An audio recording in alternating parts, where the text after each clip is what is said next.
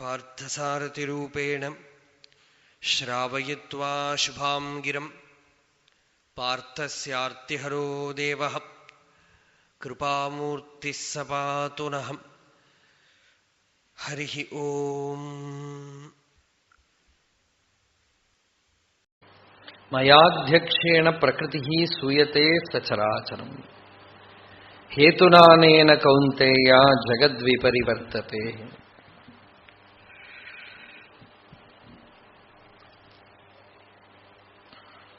ഇന്നലെ അതുവരെയാണ് 10ാമത്തെ ശ്ലോകം വരെ കണ്ടു.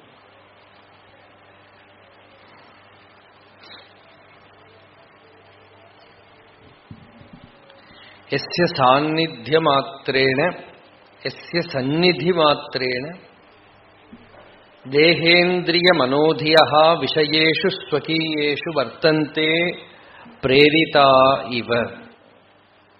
ഏതൊന്നിന്റെ സാന്നിധ്യമാത്രം കൊണ്ട് ദേഹം, ഇന്ദ്രിയം, മനസ്സ്, ബുദ്ധി ഇതൊക്കെ തന്നെ വിഷയങ്ങളില് പ്രേരിപ്പിച്ചിട്ടെന്ന പോലെ പ്രവർത്തിക്കുന്നു. കേന പ്രയുക്തഃ,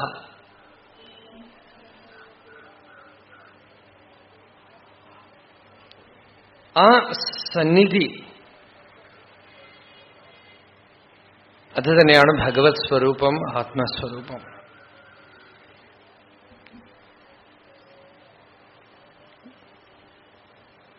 ദേഹം, ഇന്ദ്രിയം, മനസ്സ്, ബുദ്ധി ഇതിനൊക്കെ ചേർത്തിട്ടാണ് പ്രകൃതി എന്ന് ഭഗവാൻ പറഞ്ഞു.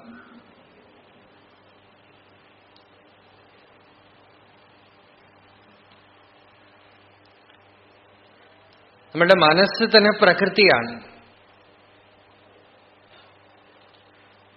നമ്മളെ സംബന്ധിച്ച് പ്രകൃതി എന്ന് വെച്ചാൽ മനസ്സ്. കായേന വാച മനസാ ഇന്ദ്രിയേർവ ബുദ്ധ്യ ആത്മനാവ പ്രകൃതേഹ സ്വഭാവാത്. അല്ലെ, പ്രകൃതേഹ സ്വഭാവാത് എന്നുള്ളതാണ് കൺട്രോളിംഗ് ഫാക്ടർ.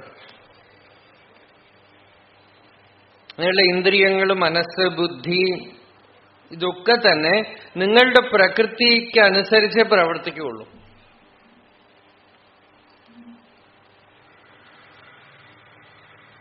ആ പ്രകൃതി നമ്മളുടെ ജയിലാണ്, നമ്മളുടെ പ്രിസൺ ഹൗസ്.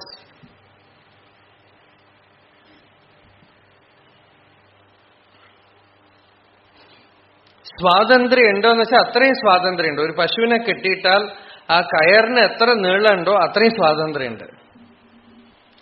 അത് സ്വാതന്ത്ര്യമാണോ എന്ന് ചോദിച്ചാൽ പറയാൻ വയ്യ. ഒരു പശുവിനെ കെട്ടിയിട്ടിരിക്കണു, ആ കയറിന് എത്ര നീളമുണ്ടോ അത്രയും നീളം ഈ പശുവിന് നടക്കാനും സഞ്ചരിക്കാനും ഒക്കെ പറ്റും. പക്ഷെ ആ കയറിന്റെ എക്സ്റ്റൻഷൻ എത്ര ദൂരം ഉണ്ടോ അത്രയേ സ്വാതന്ത്ര്യമുള്ളൂ. അതുപോലെ പ്രകൃതി എന്തൊക്കെ അനുവദിച്ച് തന്നിട്ടുണ്ടോ അത്രയും സ്വാതന്ത്ര്യമുള്ളൂ.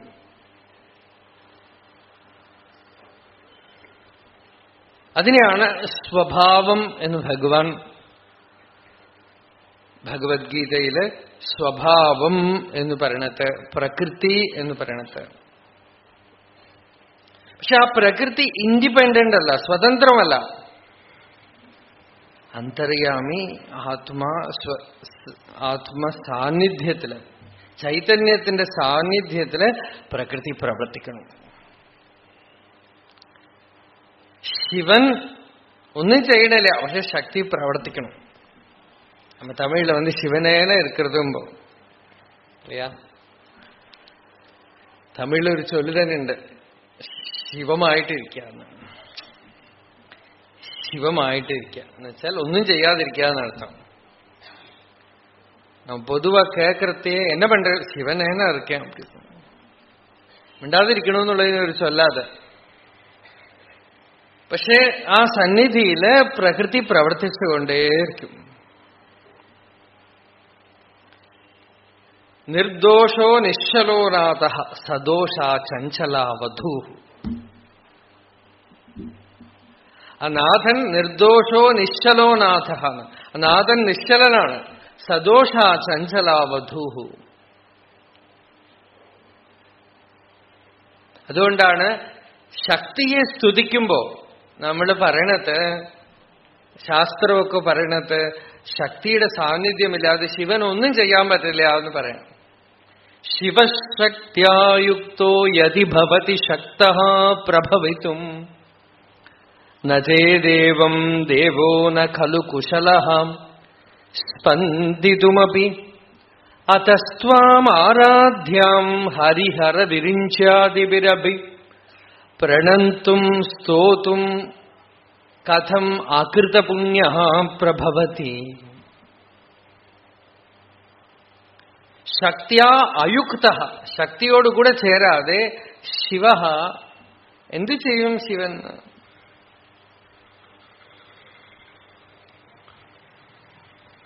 പക്ഷെ ശിവന്റെ സന്നിധി ഇല്ലെങ്കിൽ ശക്തിക്ക് പ്രവൃത്തിയൊന്നുമില്ല.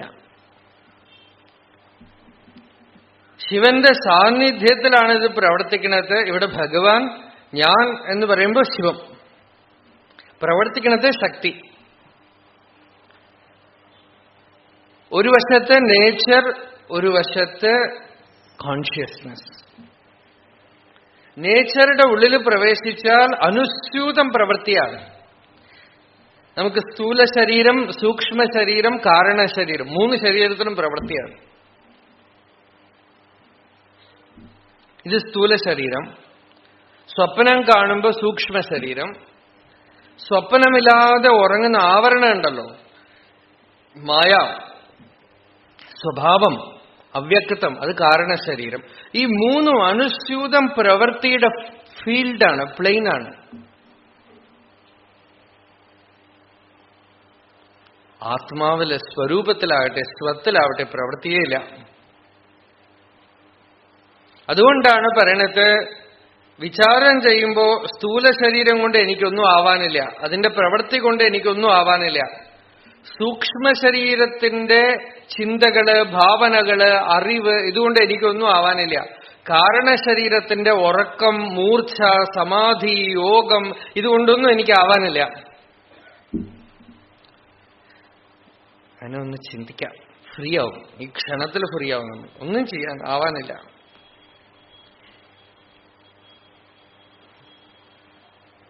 ആക്ഷൻ കൊണ്ടും ഒന്നും ആവാനില്ല, തോട്ട്സ് കൊണ്ടും ഒന്നും ആവാനില്ല, സ്ലീപ്പ് കൊണ്ടും ഒന്നും ആവാനില്ല. Be free from sleep, thoughts and action. Sleep എന്ന് പറയുന്നത് it is dormant action.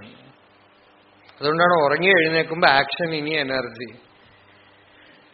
Sleep is dormant action.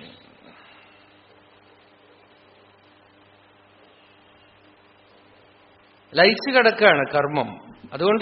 അതുകൊണ്ടാണ് ഉറക്കമോ യോഗസ്ഥിതിയോ ഒന്നും സാക്ഷാത്കാരം അല്ല എന്ന് പറയാൻ കാരണം എന്ന് വെച്ചാൽ action in seed form is there. ബീജരൂപത്തിൽ അവിടെ ഉണ്ട്. നിദ്ര ന വിദ്യ, സദ്ദർശനത്തിലെ ശ്ലോകാണ്. നിദ്ര ന വിദ്യ, ഗ്രഹണം ന വിദ്യ, ഗൃഹാതി കിഞ്ചിന്ന യഥാർത്ഥബോധേ നിദ്രാ പദാർത്ഥ ഗ്രഹണേതരാ സ്യാദ് ചിദേവ വിദ്യ വിലസന്തി അശൂന്യ.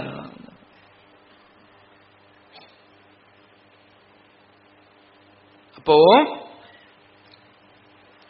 സ്ഥൂലം, സൂക്ഷ്മം, കാരണം എന്നുള്ള പ്രകൃതിയൊക്കെ തന്നെ ചൈതന്യത്തിന്റെ സാന്നിധ്യവിശേഷം കൊണ്ട് പ്രവർത്തിക്കണം.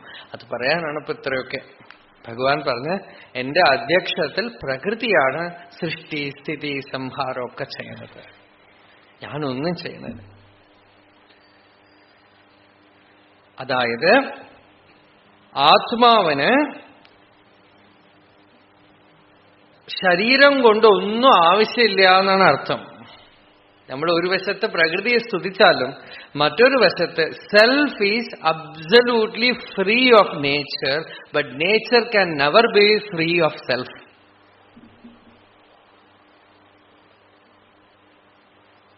അപ്പോ ഇനി അടുത്ത ശ്ലോകത്തിന് പ്രിഫേസാണത്. ഭഗവാൻ പറയണത്, എനിക്ക് സ്ഥൂല ശരീരം കൊണ്ടോ സൂക്ഷ്മ ശരീരം കൊണ്ടോ കാരണ ശരീരം കൊണ്ടോ എനിക്കൊന്നും ആവാനില്ല.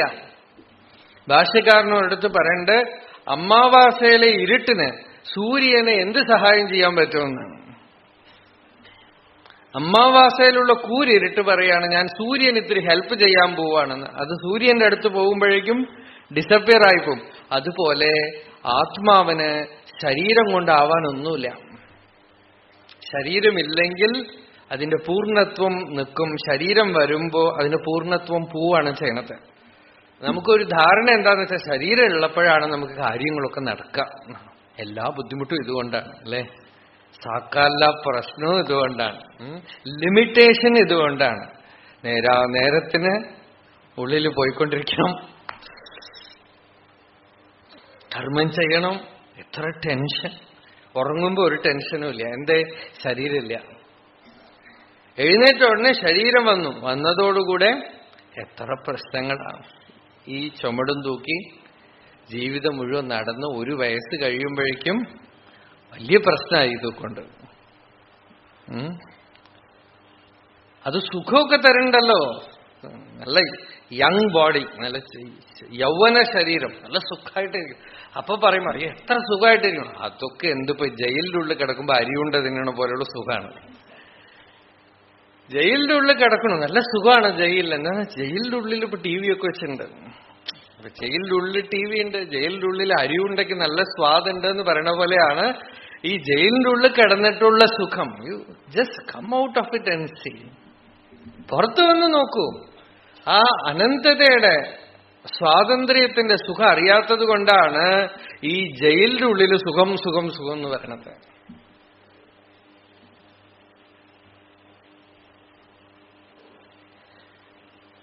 അതാണ് ഇന്നലെ പറഞ്ഞത് അസുരാണാം ഉപനിഷത്ത് എന്ന് പറഞ്ഞത്. ശരീരമാത്രാത്മദർശിനാം. ഭട്ടതിരി ഗുരുവായൂരപ്പനോട് ഭഗവാനെ എന്റെ ശരീരത്തിന്റെ രോഗം മാറ്റിത്തരൂ, രോഗം മാറ്റിത്തരൂ എന്ന് പ്രാർത്ഥിച്ചിട്ട് അവസാനം പറഞ്ഞു ശരീരം മാറ്റിത്തരൂ ഭഗവാനെ.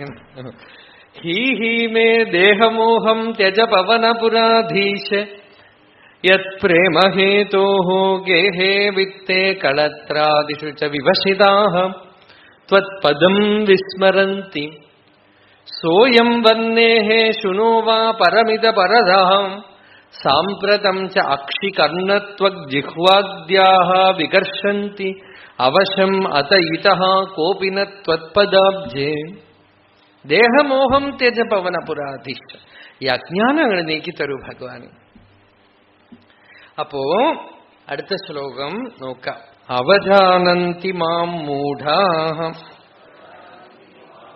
മാനുഷീം തനുമാശ്രിതം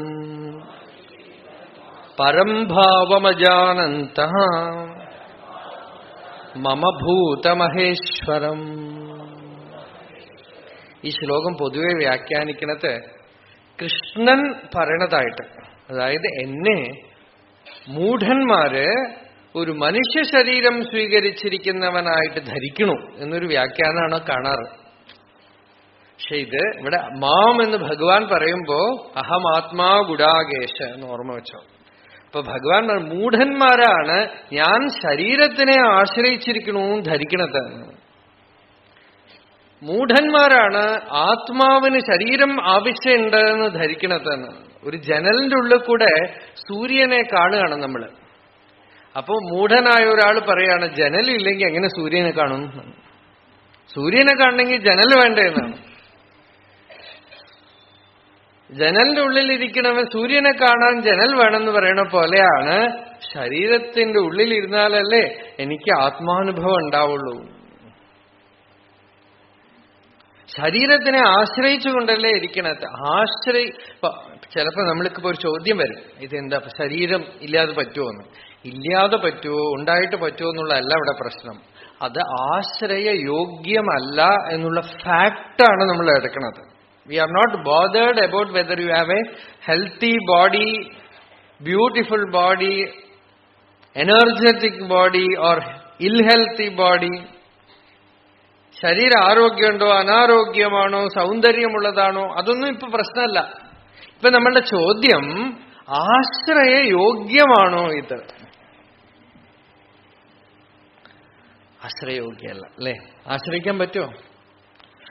ഇതുണ്ട്, നമുക്ക് എങ്ങനെയോ ശരീരം കിട്ടിയിരിക്കണോ എന്നുള്ളത് ശരി. പക്ഷേ ഇതിനെ ഡിപ്പെൻഡബിൾ ആണോ? ആരോഗ്യമായിട്ടുണ്ട്, വളരെ നല്ലത്, ഈശ്വരാനുഗ്രഹം. നല്ല ബലമുണ്ട്, ഈശ്വരാനുഗ്രഹം, അത്ര തന്നെ. പക്ഷേ ഇതിങ്ങനെ ഉണ്ടാവുമെന്ന് പറയാൻ പറ്റുമോ? നിത്യവസ്തുവിനെ ആശ്രയിക്കാൻ പറ്റുള്ളൂ. അനിത്യ വസ്തുക്കളെയൊക്കെ ഉപയോഗിക്കാം. ശരീരം ആരോഗ്യമായിട്ടുണ്ടോ മറ്റുള്ളവർക്ക് വേണ്ടി ഉപയോഗിക്കാം, ആർക്കെങ്കിലും ഉപകാരപ്പെടട്ടെ. ആശ്രയിക്കാൻ പറ്റില്ല, ആശ്രയയോഗ്യമല്ല. ആശ്രയയോഗ്യം. അപ്പൊ നമ്മൾക്ക് ആശ്രയയോഗ്യമായ ഒരു സ്ഥാനത്തിനെയാണ് നമ്മൾ അന്വേഷിക്കുന്നത്. എവിടെ ഇരുന്നാലാണ് നിത്യമായിട്ട് ഇരിക്കാൻ പറ്റുക എന്നാണ്. ശരീരത്തിൽ ഇരുന്നാൽ നിത്യമായിട്ട് ഇരിക്കാൻ പറ്റില്ല, കാരണം അവസാനം അത് ചതിച്ചു പോകും. കഴിഞ്ഞ പ്രാവശ്യം പറഞ്ഞല്ലോ, കൃതനീടം വനസ്പതിം ഖഗസ്വഗേതമുത്സൃജ്യ ക്ഷേമം യാതി അലംപട. ഒരു മരത്തിലിരിക്കണ ഒരു പക്ഷി പോലെ ഈ ശരീരമാവുന്ന മരത്തില് ജീവനാവുന്ന പക്ഷി കയറിയിരിക്കുകയാണ്. കാലപുരുഷൻ മഴുകൊണ്ടത് വെട്ടിക്കൊണ്ടേയിരിക്കുന്നുണ്ട്. അഹോരാത്രൈഹി ഛിദ്യമാണ്, വെട്ടിക്കൊണ്ടേയിരിക്കുന്നുണ്ട്. കേൾക്കണ്ടോ ശബ്ദം എന്നാണ് ഭാഗവതം ചോദിക്കുകയാണ്, അതിന് ശബ്ദം കേൾക്കണ്ടോന്ന്. എവിടെ കേൾക്കണില്ലല്ലോ നമുക്ക്. ടക്ക് ടക്ക് ടക്ക് ടക്ക് ടക്ക് ടക്ക് വെട്ടലാണെന്നാണ്. മഴു കൊണ്ടുള്ള, കാലപുരുഷന്റെ മഴു കൊണ്ടുള്ള വെട്ടലാണ്. അവസാനത്തെ വെട്ടൽ വെട്ടിക്കഴിയുമ്പോട്ടും അയാളുടെ കാലപുരുഷന്റെ മഴുവിന്റെ ശബ്ദമാണ് അത്രേ ഈ ഹാർട്ട് ബീറ്റ്. അത് നമ്മൾ വിചാരിക്കുന്നത് അത് ജീവിക്കുന്നതിന്റെ ലക്ഷണമാണെന്ന്. അല്ല, മരിക്കുന്നതിന്റെ ലക്ഷണമാണ്. ഓരോ വർഷവും ബർത്ത്ഡേ അല്ലേ, സന്തോഷം, ഹാപ്പി ബർത്ത്ഡേ. ആക്ച്വലി അത് 1-ാം വർഷത്തെ ശ്രാദ്ധാണ്. എന്നുവെച്ചാൽ ഒരു വർഷം കഴിഞ്ഞതല്ലേ നമ്മൾ. ഒരു വർഷത്തെ ബർത്ത്ഡേ എന്ന് പറഞ്ഞാൽ എന്താ, 1 ഇയർ ഓവർ. അപ്പോ ഫസ്റ്റ് ഇയർ ഡെത്ത് ഡേ. അതിനെയാണ് നമ്മൾ ശരീരമുള്ള ശ്രാദ്ധവും ശരീരം പോയ ശേഷം മറ്റുള്ളവർ ചെയ്യുന്ന ശ്രാദ്ധവും അത്രേ വ്യത്യാസമുള്ളൂ. നമ്മൾ ചെയ്യുന്ന ശ്രാദ്ധത്തിന് പിറന്നാളെന്ന് പേര്, മറ്റുള്ളവർ നമുക്ക് ഊട്ടണ ശ്രാദ്ധത്തിന് ശ്രാദ്ധം എന്ന് വിളിക്കണം. ശ്രാദ്ധാണത്, ഒരു വർഷത്തെ ശ്രാദ്ധം. ഹാപ്പി ശ്രാദ്ധം അതാണ് പറയണത്.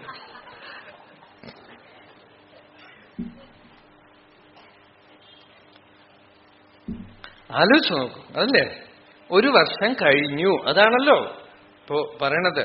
അത് സന്തോഷിക്കുകയാണ്. എന്താന്ന് വെച്ചാൽ അപ്പാടാ, ഇനി ബാക്കി എത്ര വർഷമുണ്ടോ അത്രയല്ലേ ഉള്ളൂ എന്നാണ്. So that ultimately you can be free of this body. Every birth is A chance.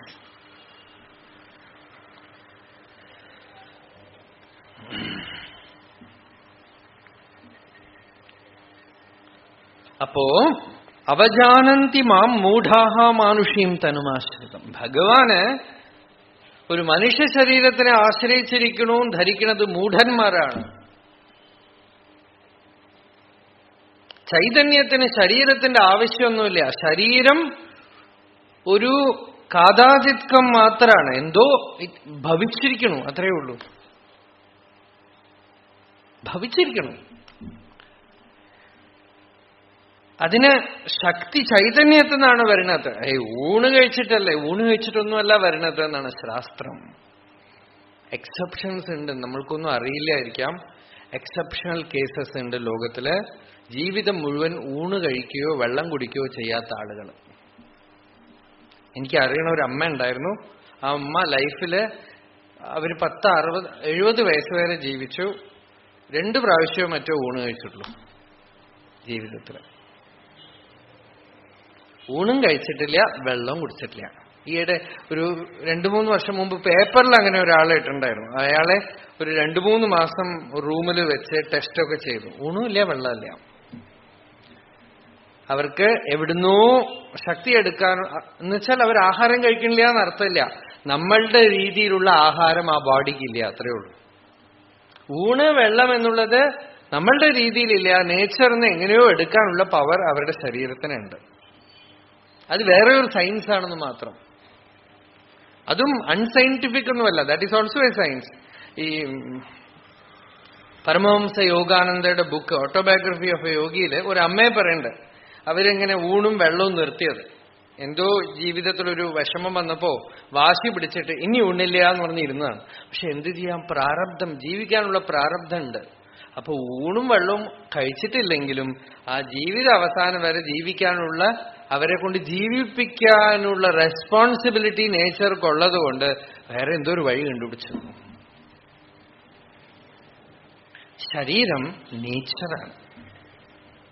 അത് ആത്മാവില് ഒരു ആവിർഭാവമാണ്. അതിനെ ആത്മാ ആശ്രയിക്കണില്ല. മാനുഷീം തനുമാശ്രിതം മമ പരംഭാവമജാനന്ത. ആത്മാവിനെ അറിയാത്തവര്. അതെങ്ങനെയുള്ള ഭാവമാണ്? ഭൂതമഹേശ്വരം, ഭൂതാനാം മഹേശ്വരം. ഈ പഞ്ചഭൂതങ്ങൾ കൊണ്ട് അടിമപ്പെടാത്തതായ പരമേശ്വരനെ അറിയാതെ ശരീരത്തിനെ ആശ്രയിച്ചിരിക്കുന്നു എന്ന് ധരിക്കുകയാണ്. അവജ്ഞാം പരിഭവം കുർവന്തി മാം മൂഢാഹ അവിവേകിനഃ മനുഷ്യസംബന്ധിനീം തനും ദേഹം ആശ്രിതം മനുഷ്യദേഹേന വ്യവഹരന്തമിത്യേതത്. ഇപ്പോ കൃഷ്ണനെ അവതാരകാലത്തിൽ എടുക്കുകയാണെങ്കിൽ മനുഷ്യ ശരീരത്തിൽ വ്യവഹരിക്കണം. നമ്മളെ പോലെ തന്നെയല്ലേ കൃഷ്ണൻ? നമ്മളെ പോലെ തന്നെയല്ലേ ജനിച്ചതും വളർന്നതും ഒക്കെ? അർജുനനും ഒക്കെ തന്നെ അങ്ങനെയാ ധരിച്ചത്. ഒരു സാധകൻ, അജ്ഞാനിയായി ലൗകികനായി സംസാരിയായിരുന്ന ഒരു മനുഷ്യൻ, എനിക്ക് തന്നെ ഒരു വ്യക്തിയായ എനിക്ക് തന്നെ ആത്മവിചാരം ചെയ്ത് വൈരാഗ്യത്തോടുകൂടെ അജ്ഞാനം നീക്കി ശരീരം ഞാനല്ല, ഞാൻ ബ്രഹ്മമാണ്, എനിക്ക് ജനനമോ മരണമോ ഇല്ല, എനിക്ക് അശരീരത്വം സർവജ്ഞത്വം ഇതൊക്കെ സാധ്യമാകുമെങ്കിൽ, എനിക്കെന്ന് വെച്ചാൽ ഒരു വ്യക്തിക്ക്, ഒരാൾക്ക്, നിങ്ങൾക്ക് ഓരോരുത്തർക്കും ഒരു വ്യക്തിക്ക് സാധ്യമാവുമെങ്കിൽ സ്വയമേവ അവതാരപുരുഷനായ ഭഗവാന്റെ കാര്യത്തില് ഇത് ചോദിക്കാനുണ്ടോ എന്നാണ്. സർവജ്ഞത്വവും ശരീരാശ്രയ, ഒരു അജ്ഞാനിയായ മനുഷ്യന് തന്നെ ജ്ഞാനം വരുമ്പോ ശരീരാശ്രയത്വം വിട്ടുപോകണു. അപ്പൊ അവതാരമായിട്ട് വരുന്ന ഭഗവാന് ശരീരാശ്രയത്വം ഉണ്ട് എന്ന് പറയുന്നതിനേക്കാളും വിഡ്ഢിത്തം എന്താ ഉള്ളത്? നമ്മൾക്ക് തന്നെ ജ്ഞാനം വരുമ്പോ നമുക്കൊരു ഫോം ഇല്ല എന്ന് അറിയണു. വിവേകാനന്ദ സ്വാമിയോട് ഒരു ആള് ചോദിച്ചു, സ്വാമിജി, ഞാൻ ബ്രഹ്മമാണെന്ന് പറഞ്ഞാൽ പിന്നെ എന്താ എനിക്ക് തലവേദനിക്കണത്? അപ്പൊ സ്വാമി പറഞ്ഞു, നീ ബ്രഹ്മമാണെന്ന് അറിഞ്ഞാൽ നിനക്ക് തലയേ ഇല്ലല്ലോ, പിന്നെ എങ്ങനെ തലവേദനിക്കും? നിനക്ക് ശരീരമേ ഇല്ലല്ലോ, അശരീരത്വമാണ് നിന്റെ സ്വരൂപം. അപ്പോ ഭഗവാൻ ഇവിടെ പറയണത് ഈ ശരീരമൊന്നും ഞാനല്ല, ഇത് കുറച്ചു ദിവസത്തേക്ക് മാനിഫെസ്റ്റ് ആയി, അത്രയേ ഉള്ളൂ കൃഷ്ണനായിട്ട്. അതുകൊണ്ടാണ്, അത് ഓർമ്മിപ്പിക്കാൻ വേണ്ടിയാണ് ഇടയ്ക്കിടയ്ക്ക് യശോദയ്ക്ക് കോട്ടുവായി ഇടുമ്പോൾ ബ്രഹ്മാണ്ടം മുഴുവൻ കാണിച്ചു കൊടുത്തു. 1000 തുള്ളി മണ്ണ് ഇട്ടിട്ട് കുറച്ച് മണ്ണ് കാണണമെന്ന് ആശിച്ച് വായി തുറക്കാൻ പറഞ്ഞപ്പോ പ്രപഞ്ചം മുഴുവൻ കാണിച്ചു കൊടുത്തു. മൃത്സ്നാമത്സീഹേതി യശോദ താടന ശൈശവ സന്ത്രാസം വ്യാധിതപത്രാലോകിത ലോകാലോക ചതുർദശലോകാളിം ലോകത്രയപുരമൂലസ്തംഭം ലോകാലോകം അനാലോകം ലോകേശം പരമേശം പ്രണമത ഗോവിന്ദം പരമാനന്ദം. ദുര്യോധനൻ ദൂതിന് വന്നപ്പോ ഭഗവാനെ ബന്ധിക്കാൻ ശ്രമിക്കുമ്പോ ഭഗവാൻ പറയണ്ട, നീ എന്താ ഞാൻ ഈ ശരീരമാണെന്ന് വിചാരിച്ചോ? നീ വിചാരിച്ച കെട്ടിയിടാൻ പറ്റുമെന്ന് വിചാരിച്ചോ? ദുര്യോധനൻ പ്ലാൻ ചെയ്തതാണ്. ആ കൃഷ്ണനുണ്ടല്ലോ, ആ മാടുമേക്കണ ചെക്കൻ വരണ്ടത്, അവനെ പിടിച്ച് കെട്ടിയിടാം. എപ്പോഴും പാണ്ഡവ പക്ഷത്തിൽ നമ്മളെ അപമാനിക്കാനായിട്ട് വരികയാണ്. അതുകൊണ്ട് ആ ഇടയച്ചക്കനെ പിടിച്ച് കെട്ടിട്ട പാണ്ഡവന്മാരുടെ ബലമൊക്കെ പോകും എന്ന് പ്ലാൻ ചെയ്യാം. ഈ പ്ലാൻ അറിഞ്ഞതപ്പോ തന്നെ ഭീഷ്മർ പറയും, അഗ്നിയെ നിനക്ക് തുണി കൊണ്ട് പിടിക്കാൻ പറ്റുമോ? ആകാശത്തിനെ നിനക്ക് കൈകൊണ്ട് പിടിക്കാൻ പറ്റുമോ? നീ വിഡ്ഢിത്തം കാണിക്കണ്ട എന്നൊക്കെ പറയും. അപ്പൊ ഭഗവാൻ തന്നെ ദൂതിന് വരുമ്പോ ഇവര് പ്ലാൻ ചെയ്യണത് അറിഞ്ഞിട്ട് ദുര്യോധനനോട് ഭഗവാൻ തന്നെ പറയണ്ട്, ഞാനെന്താ ഈ ശരീരമാണെന്ന് വിചാരിച്ചോ? ബ്രഹ്മാണ്ടം മുഴുവൻ വ്യാപിച്ചിരിക്കുന്ന പൂർണ്ണ വസ്തുവാണ് ഞാൻ. അതുകൊണ്ടാണ് ഉണ്ണികൃഷ്ണന് യശോദ ഇടുപ്പിൽ കയറ് കെട്ടുമ്പോ എത്ര കെട്ടിയാലും 2 അങ്കുലം കുറവെന്നാണ്. യശോദ ചോദിച്ചു, എന്താ കൃഷ്ണ നിന്നെ കെട്ടാൻ പറ്റാ? അല്ല, ബ്രഹ്മാണ്ടം മുഴുവൻ കെട്ടിയിട്ട് തികയോ? ഇത്രയേ ഉള്ളൂ. പക്ഷെ അതെങ്ങനെ സാധിക്കും? ഒരു സാളഗ്രാമത്തില് നാരായണനാണെന്ന് പറഞ്ഞ് ഉപാസന ചെയ്യുന്ന ഭക്തന് തന്നെ ആ ഒരു സാളഗ്രാമത്തിൻ്റെ ഉള്ളിൽ അഖണ്ഡമായ പൂർണ്ണവസ്തു പ്രകാശിക്കണം. ഒരു തരി മണ്ണിന്റെ ഉള്ളിൽ ബ്രഹ്മാണ്ടം മുഴുവനുണ്ട്. ടൈം സ്പേസ് ഒക്കെ നമ്മളുടെ കോൺസെപ്റ്റാണ്. ഒരു ചെറിയ വിഗ്രഹത്തില് പ്രപഞ്ചം മുഴുവൻ കാണപ്പെടാം. സാന്ദ്രാനന്ദാവബോധാത്മകം അനുപമിതം കാലദേശാവധിഭ്യാം നിർമുക്തം നിത്യമുക്തം നിഗമശതസഹസ്രേണ നിർഭാസ്യമാനം അസ്പഷ്ടം ദൃഷ്ടമാത്രേ പുനരൊരു പുരുഷാർത്ഥാത്മകം ബ്രഹ്മതത്വം തത്താവത് ഭാതി സാക്ഷാത്. ഗുരുഭവനപുരേ ഹന്തഭാഗ്യം. ദേശം കാലം ടൈംലെസ്നെസ് അവിടെ ഉണ്ടെന്നാണ്. ദേശകാലങ്ങളൊക്കെ തന്നെ ഈ മൂർത്തിയിൽ മറഞ്ഞു പോകണു എന്ന് പറയുമ്പോ അതാണ് ആത്മദർശനം. വിനോബ ഭാവെ ഗീതാ ടോക്സിൽ പറഞ്ഞു, ഒരു കല്ലില് ഭഗവാനെ കാണുന്നതുണ്ടല്ലോ, അത് നിർഗുണ ഉപാസനയുടെ ഏറ്റവും വലിയ മണ്ഡലാണെന്നാണ്. അതായത് ചൈതന്യമുള്ള ഒരു മനുഷ്യനിൽ കാണണത് കുറച്ച് എളുപ്പമാണ് ഒരു വിധത്തിൽ പറഞ്ഞാൽ. എന്താണെന്ന് വെച്ചാൽ ചൈതന്യം മാനിഫെസ്റ്റ് ആവുന്നുണ്ട്, അറിയപ്പെടുന്നുണ്ട്. ചൈതന്യമേ അറിയപ്പെടാത്ത ഒരു കല്ലില് ബ്രഹ്മത്തിനെ കാണുന്നത്, ചൈതന്യത്തിനെ കാണുന്നത് ഏറ്റവും വലിയ നിർഗുണ ഉപാസനയാണ്. കല്ലല്ലാതായിട്ട് മാറുകയാണ്. നേതം പാഷാണഖണ്ഡം കിന്തു ബ്രഹ്മൈവ സാക്ഷാത് എന്ന് ഭാഷ്യവചനുണ്ട് ഒരിടത്ത്. ഒരു കല്ലിനെ കാണിച്ചിട്ട് ആചാര്യസ്വാമി പറയണ നേതം പാഷാണഖണ്ഡം, ഇത് കല്ലല്ല, കിന്തു അഖണ്ഡം ബ്രഹ്മൈവ സാക്ഷാത്, ഇത് ബ്രഹ്മമാണ്. അപ്പോ നമുക്ക് കല്ലെന്ന് കാണുന്നു, ഭക്തന് അത് ഭഗവാനാണെന്ന് കാണുന്നു. ആരുടെ ദർശന വലുത്? ആർക്കാണ് നിർവൃത്തി? ആർക്കാണ് ആനന്ദം? നിങ്ങളെ ഞാൻ കാണുന്നവരെ ഞാൻ ലിമിറ്റഡ് ആയിരിക്കും. നിങ്ങളെ അപ്പൊ ഞാൻ കാണുന്നില്ലയോ, നിങ്ങളെ ഭഗവത് സ്വരൂപമായിട്ട് കാണുമ്പോ ഞാനും ഭഗവത് സ്വരൂപമായി പോകും.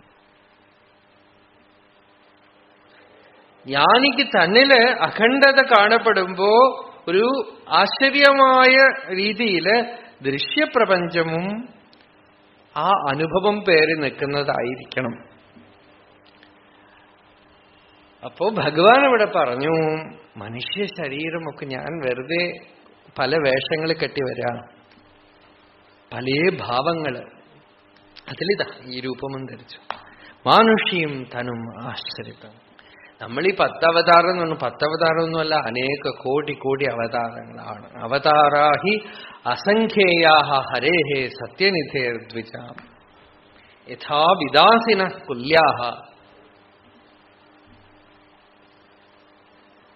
സരസഃ സ്യുഃ സഹസ്രശഃ. അവതാരാഹി അസംഖ്യേയാഹ, എടുത്താൽ തീരില്ല എന്നാണ്, എണ്ണിയാലൊടുങ്ങില്ല. ഒക്കെ ഭഗവാന്റെ അവതാരാണല്ലോ.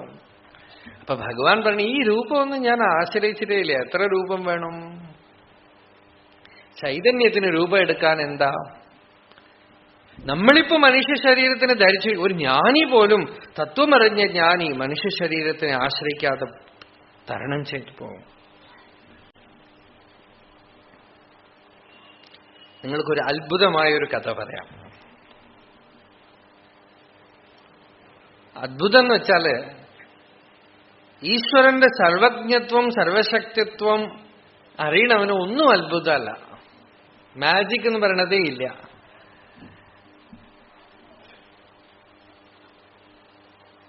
ഈശ്വരന്റെ സർവജ്ഞത്വത്തിൽ ചോദ്യമുള്ള ആൾക്കേ മാജിക് ഉള്ളൂ. ഇപ്പൊ എന്തും ഉണ്ടാവണത് തന്നെ ഏത് ശക്തി കൊണ്ടാണോ ആ ശക്തിയുടെ സാക്ഷാത്കാരം ആർക്കുണ്ടായോ അവർക്കെവിടെ മാജിക്? രമണ മഹർഷിയുടെ അടുത്ത് ദർശനത്തിന് വന്ന് അനേകം ഭക്തന്മാര് ഈ സത്യം അറിഞ്ഞിട്ടുണ്ട്. എല്ലാവരുടെയും കഥയൊന്നും ലോകത്തിൽ പ്രചാരത്തിലൊന്നും വന്നിട്ടില്ല. വളരെ കുറച്ച് പേരുടെ വന്നിട്ടുണ്ട്.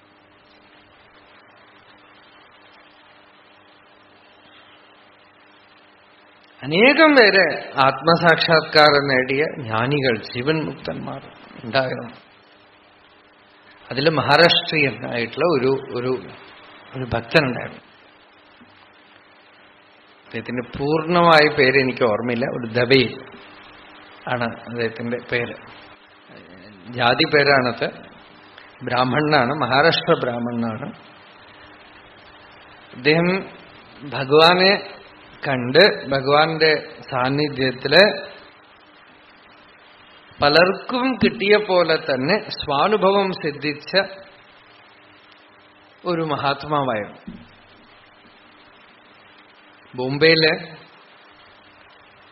60s 63, 64 ആ പീരീഡിലൊക്കെ ഉണ്ടായിരുന്നു. മഹർഷിയുടെ സമാധിക്ക് ശേഷം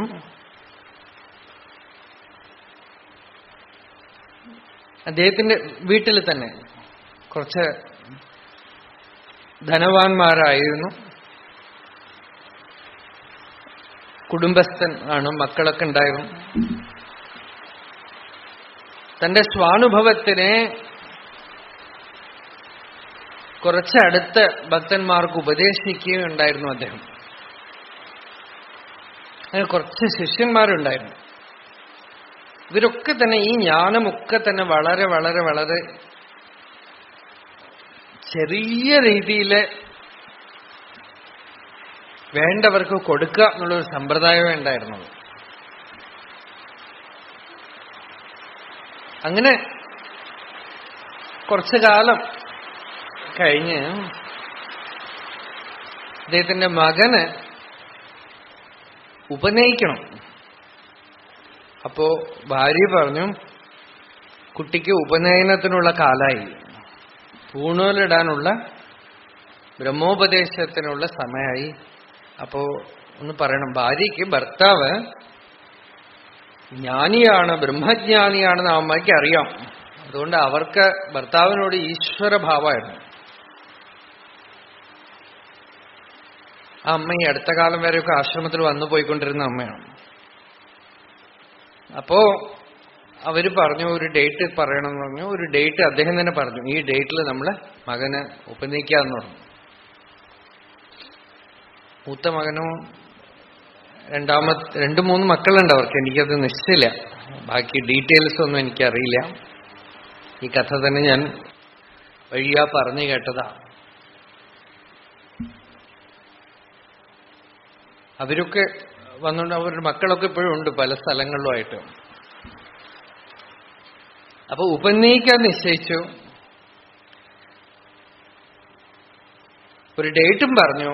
ഈ സമയമൊക്കെ തന്നെ ഇദ്ദേഹം ഏകദേശം ഭാഗവതത്തിലെ ഋഷഭദേവനെ പോലെ ഗൃഹത്തിൽ തന്നെ ഏകദേശം അവധൂതനെ പോലെ ആയ ഒരു പീരിയഡാണ്. രാത്രി സമയങ്ങളൊക്കെ പലപ്പോഴും സമാധിസ്ഥിതനായിരിക്കും, സദാ സ്റ്റേറ്റിലാണ്. ഒരു ദിവസം രാവിലെ എണീറ്റ് നോക്കുമ്പോൾ അദ്ദേഹത്തിനെ കാണാനില്ല. അന്വേഷിച്ച് 3-4 ദിവസം കഴിഞ്ഞപ്പോ അവിടെ ബീച്ചില് കടൽ തീരത്ത് ഒരിടത്ത് ഇരുന്ന് സമാധിയിലിരിക്കുകയാണ്, ധ്യാനത്തിലിരിക്കേണ്ട. അവിടുത്തെ മുഖവന്മാരൊക്കെ കൊണ്ട് ആഹാരമൊക്കെ കൊണ്ട് കൊടുക്കേണ്ടത്, വെയിൽ കൊള്ളാതിരിക്കാൻ ചെറിയൊരു കൂരയിട്ട് കൊടുത്തിട്ടുണ്ട്, അവിടെ ഇരിക്കുന്നത്. ഇവരൊക്കെ ഫാമിലിയിലുള്ളവരൊക്കെ ചെന്ന് ഒരുപാട് റിക്വസ്റ്റ് ചെയ്തു തിരിച്ചു വരാനായിട്ട്. അവിടെ തന്നെ ഇരുന്നു. വയസ്സായി കഴിഞ്ഞിരിക്കണം, അപ്പോഴേക്കും കുറച്ച് വയസ്സായിട്ടുണ്ട് അദ്ദേഹത്തിന്. ഉള്ളിലൊരു ആജ്ഞയാണ്, അവിടെ ഇരുന്നു, തിരിച്ചു വന്നില്ല. അപ്പൊ ഭാര്യ പറയണ്ടായിരുന്നു, എനിക്ക് അങ്ങ് വന്ന് ബ്രഹ്മോപദേശം ചെയ്യാൻ, കുട്ടിക്ക് ഉപനയിക്കാന്ന് പറഞ്ഞിട്ടുണ്ട്, ഇനി നടന്നിട്ടില്ലല്ലോ. ഒക്കെ നടക്കും. പക്ഷെ അവിടെ അദ്ദേഹം ശരീരം വിടുകയും ചെയ്തു.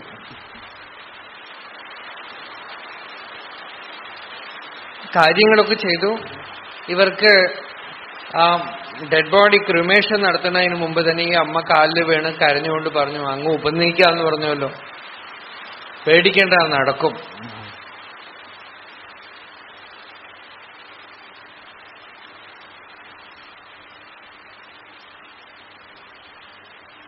അപ്പോ നാച്ചുറലി റിലേറ്റീവ്സ് ഒക്കെ പറഞ്ഞു, ഇനി 1 വർഷത്തില് ഇതൊന്നും ചെയ്യാൻ പാടില്ല.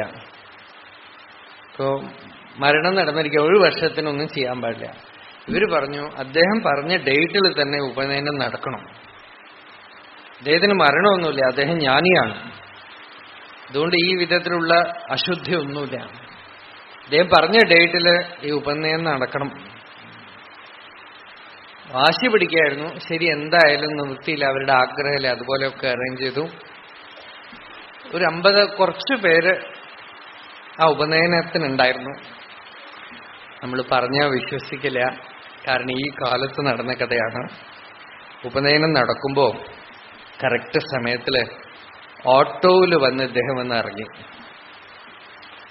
ഓട്ടോയിൽ വന്ന് ഇറങ്ങി മകന് ബ്രഹ്മോപദേശം ചെയ്ത് ഭാര്യയും മറ്റുള്ളവരൊക്കെ നമസ്കരിച്ചു, അവർക്കൊക്കെ ആശീർവാദമൊക്കെ ചെയ്ത് ഓട്ടോയിൽ കയറിപ്പോയി.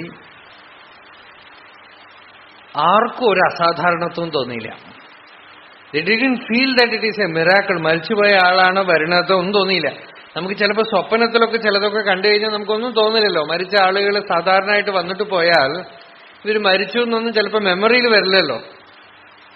ഉള്ള പോലെ തന്നെ ഓർമ്മ. അതേപോലെ തന്നെ വരികയും ഉപദേശിക്കുകയും തിരിച്ചു പോവുകയും ഒക്കെ നടന്നു. ഒരു 2 ദിവസം കഴിഞ്ഞിട്ടാണ് ഇതിന്റെ ഇമ്പാക്ട് അവിടെ ഉണ്ടായിരുന്ന 50-60 ആളുകൾക്ക് വരുന്നത്. 2 ദിവസം കഴിഞ്ഞിട്ട് എന്താ നടന്നത് എന്നുള്ള ഇമ്പാക്ട്. പിന്നെ നമ്മളുടെ ബുദ്ധി പ്രവർത്തിക്കുമല്ലോ. അല്ല, നമുക്ക് തോന്നിയതായിരിക്കും, എല്ലാവർക്കും തോന്നിയതായിരിക്കും ഒക്കെ പറയാമല്ലോ, അല്ലേ? എല്ലാവർക്കും ഇവിടെ ഉണ്ടായിരുന്ന അത്രയും പേർക്ക് തോന്നിയതായിരിക്കും ഒക്കെ പറയാം. 2 ദിവസം കഴിഞ്ഞിട്ടാണ് അതിന്റെ ഇമ്പാക്ട്. അതായത് ഈ കഥ ഇപ്പൊ എന്തിനാ പറഞ്ഞെന്ന് വെച്ചാൽ, ജ്ഞാനി തന്നെ ശരീരം വേണമെങ്കിൽ എടുക്കുകയും കളയുകയും ചെയ്യും. ജ്ഞാനിക്ക് തന്നെ ശരീരം വെറും ഒരു ഉണ്ടാക്കാവുന്ന ഒരു സാധനമാണ്, ഭാവനാമയമാണ്. ജ്ഞാനിക്ക് തന്നെ ഭൂതഭാവനായിട്ട് തീരുകയാണ്. ജ്ഞാനി തന്നെ വേണമെങ്കിൽ ഭാവന കൊണ്ട് ഭൂതങ്ങളെ ഉണ്ടാക്കാൻ പറ്റും, പഞ്ചഭൂതങ്ങളെ ഉണ്ടാക്കാൻ സാധിക്കും. ജ്ഞാനി എന്ന് വെച്ചാൽ അപ്പൊ ജ്ഞാനി ഇൻഡിവിജ്വലായി ആശിച്ച് ചെയ്യുമോ? അങ്ങനെയില്ല. അയാൾക്ക് ഇൻഡിവിജ്വൽ വിഷയമില്ല. അയാളുടെ will it is one with the will of the Lord. അപ്പോ ഈശ്വരന്റെ ഇച്ഛ, സർവശക്തിത്വം അത് ജ്ഞാനിയിലൂടെ തന്നെ പ്രവർത്തിക്കുന്നിരിക്കുമ്പോ ഈശ്വരന്റെ പ്രവൃത്തിക്ക് പിന്നെ എന്ത് നിയമം?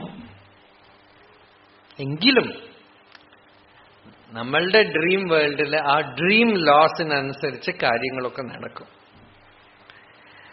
അത് നമ്മൾക്കൊരു മോഹമാണ്. നമ്മൾ വിചാരിക്കുകയാണ് ഈ മാറ്റർ മാത്രമാണ് സത്യം. മാറ്ററിനെ ആശ്രയിച്ചുകൊണ്ടാണ് ഈശ്വരൻ നിൽക്കുന്നത്. മീമാംസകന്മാർ പറഞ്ഞതാണ്, നമ്മളുടെ പ്രവൃത്തിക്കനുസരിച്ച് ഭഗവാന് നിയമം ഇത് നടക്കാൻ പറ്റുള്ളൂ. ലളിതാ സഹസ്രനാമത്തിലൊരു നാമുണ്ടല്ലോ, സർവാൻ ഉല്ലംഘ്യ ശാസന, അല്ലേ? എല്ലാത്തിനെയും ഉല്ലംഘനം ചെയ്തുകൊണ്ട് ശാസനം ചെയ്യാനുള്ള ശക്തി ഉള്ളത് കൊണ്ടാണ് ഈശ്വരൻ എന്ന് പറയുന്നത്. അല്ലെങ്കിൽ ഈശ്വരൻ എന്നുള്ള പേരിനെ അർത്ഥമില്ല. സർവാൻ ഉല്ലംഘ്യ ശാസനം. ഇപ്പൊ ഞാൻ തന്നെ നോക്കിക്കോളൂ, ഇങ്ങനത്തെ വല്ല അത്ഭുത കഥ നിങ്ങളുടെ അടുത്ത് എപ്പോഴെങ്കിലും പറഞ്ഞുണ്ടോ? ഇങ്ങനെ ഒരു ആശ്ചര്യ കഥ പറയണ്ടോ? പക്ഷേ എനിത്തിങ് ഇസ് പോസിബിൾ. ആശ്ചര്യത്തിലൊന്നും പോയി മനസ്സിടരുത്. ആശ്ചര്യങ്ങൾ കണ്ട് ആശ്ചര്യപ്പെടാനുമില്ല. പ്രപഞ്ചത്തിൽ ആലോചിച്ചു നോക്കിയാൽ ആശ്ചര്യപ്പെടാനുള്ള വസ്തുതകളെ ഇവിടെ ഉള്ളൂ. അതൊന്നും കാര്യമില്ല. അതാണ് സദാശിവ ബ്രഹ്മേന്ദ്ര സ്വാമികൾ പറഞ്ഞു, മരിച്ചുപോയ ആള് എഴുന്നേറ്റ് കുറെ കാലം കഴിഞ്ഞ് വന്നാലും ജ്ഞാനിക്ക് ആശ്ചര്യമൊന്നുമില്ല.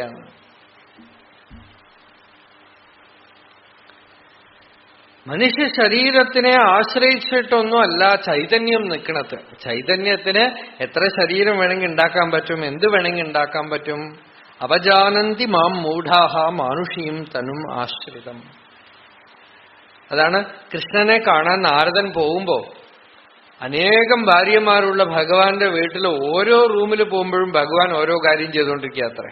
ഒരു സ്ഥലത്ത് പൂജിച്ചുകൊണ്ടിരിക്കുന്നു, ഒരു സ്ഥലത്ത് പാട്ട് കേട്ടുകൊണ്ടിരിക്കുന്നു, ഒരു സ്ഥലത്ത് പാടിക്കൊണ്ടിരിക്കുന്നു, ഒരു സ്ഥലത്ത് രാഷ്ട്രീയ കാര്യങ്ങളൊക്കെ നടത്തിക്കൊണ്ടിരിക്കുകയാണ്, വേറൊരു സ്ഥലത്ത് ആർക്കോ അനുഗ്രഹിച്ചുകൊണ്ടിരിക്കുകയാണ്. ഇങ്ങനെ മുറിയിൽ ഓരോ ഭഗവാന്റെ രൂപം.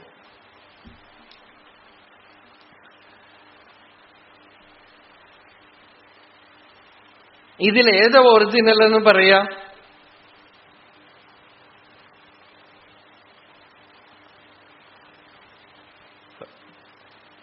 അവജാനന്തി മാം മൂഢാഹ മാനുഷീം തനും ആശ്രിതം.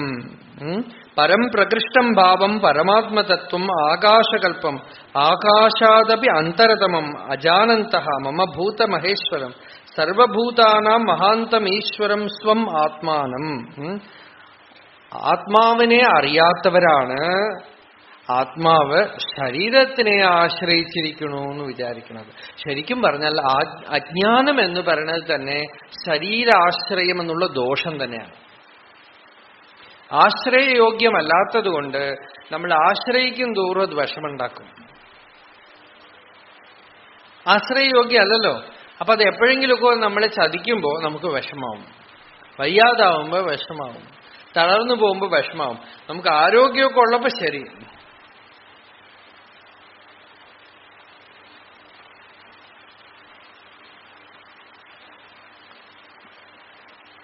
പരമാത്മതത്വം അറിഞ്ഞവന് ശരീരം ആരോഗ്യമായിരുന്നാലും ശരി, ആരോഗ്യമായിട്ടില്ലെങ്കിലും ശരി, സൗന്ദര്യം ഉണ്ടെങ്കിലും ശരി, സൗന്ദര്യമില്ലെങ്കിലും ശരി, അവൻ അതിനെ ആശ്രയിച്ചിട്ടേ ഇല്ല. അഷ്ടാവക്രൻ ശരീരത്തിൽ മുഴുവൻ 8 വളവാണ് അത്ര അദ്ദേഹത്തിന്. അതുകൊണ്ടാണ് അദ്ദേഹത്തിന് അഷ്ടാവക്രൻ എന്ന് പേര്.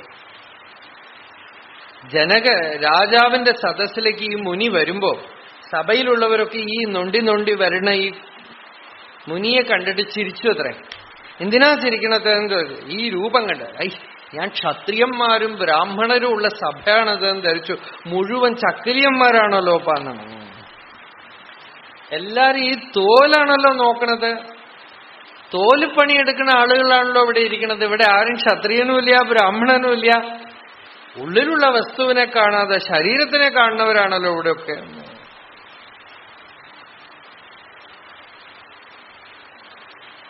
ഞാനിത് ആശ്രയിച്ചിരിക്കണവനാണോ? അവജാനന്തി മാം മൂഢാഹ മാനുഷ്യം തനും. നമുക്ക് തന്നെ മനുഷ്യ ശരീരത്തിന് ആത്മാവിനെ ശരീരാശ്രയം ഇല്ല എന്നറിയുമ്പോൾ സ്വതന്ത്രാവും. ചിലരുണ്ട്. ഒരിക്കല് ഒരു കുടുംബത്തിലെ ഒരമ്മയെ കാണാനായിട്ട് അവര് വിളിച്ചോണ്ട് പോയി. അവർക്ക് 2 കൈയുമില്ല 2 കാലുമില്ല. ഒരു കൊച്ചു റൂമിലാണ് അവരുടെ വാസം. തേജോമയമായിട്ട് ഇരിക്കണുണ്ട്. നല്ല വേദാന്തജ്ഞാനം, നല്ല ഭക്തി, നല്ല അനുഭവം. അവർ കാണണമെന്ന് വളരെയധികം ആഗ്രഹിച്ചു. പക്ഷെ ഞാൻ അവിടെ പോണവരെ അവരുടെ സ്റ്റേറ്റ് ഒന്നും എനിക്കറിയില്ല. അവിടെ പോകുമ്പോ അങ്ങനെ ഒരു കണ്ഠം, സംസ്കൃത ശ്ലോകങ്ങളും വേദാന്ത പാട്ടുകളും തമിഴിലുള്ള പാട്ടുകളും ഒക്കെ പാടി അവർ പറയാണ്, ഈ റൂം വിട്ട് എനിക്ക് പുറത്തു പോകാൻ പറ്റില്ല. ഇതാണ് എന്റെ സ്ഥലം. ഇതിനകത്ത് തന്നെ പൂർണ്ണമായിട്ടുണ്ട്. ശരീരം എങ്ങനെ ഇരിക്കണോ അതൊരു വിധത്തിലെ അനുഗ്രഹം. എവിടെയും പോവാൻ പറ്റില്ല, സാധ്യമല്ല. ശരീരത്തിനെ ആശ്രയിക്കാതെ തന്നെ പൂർണ്ണമാവാം.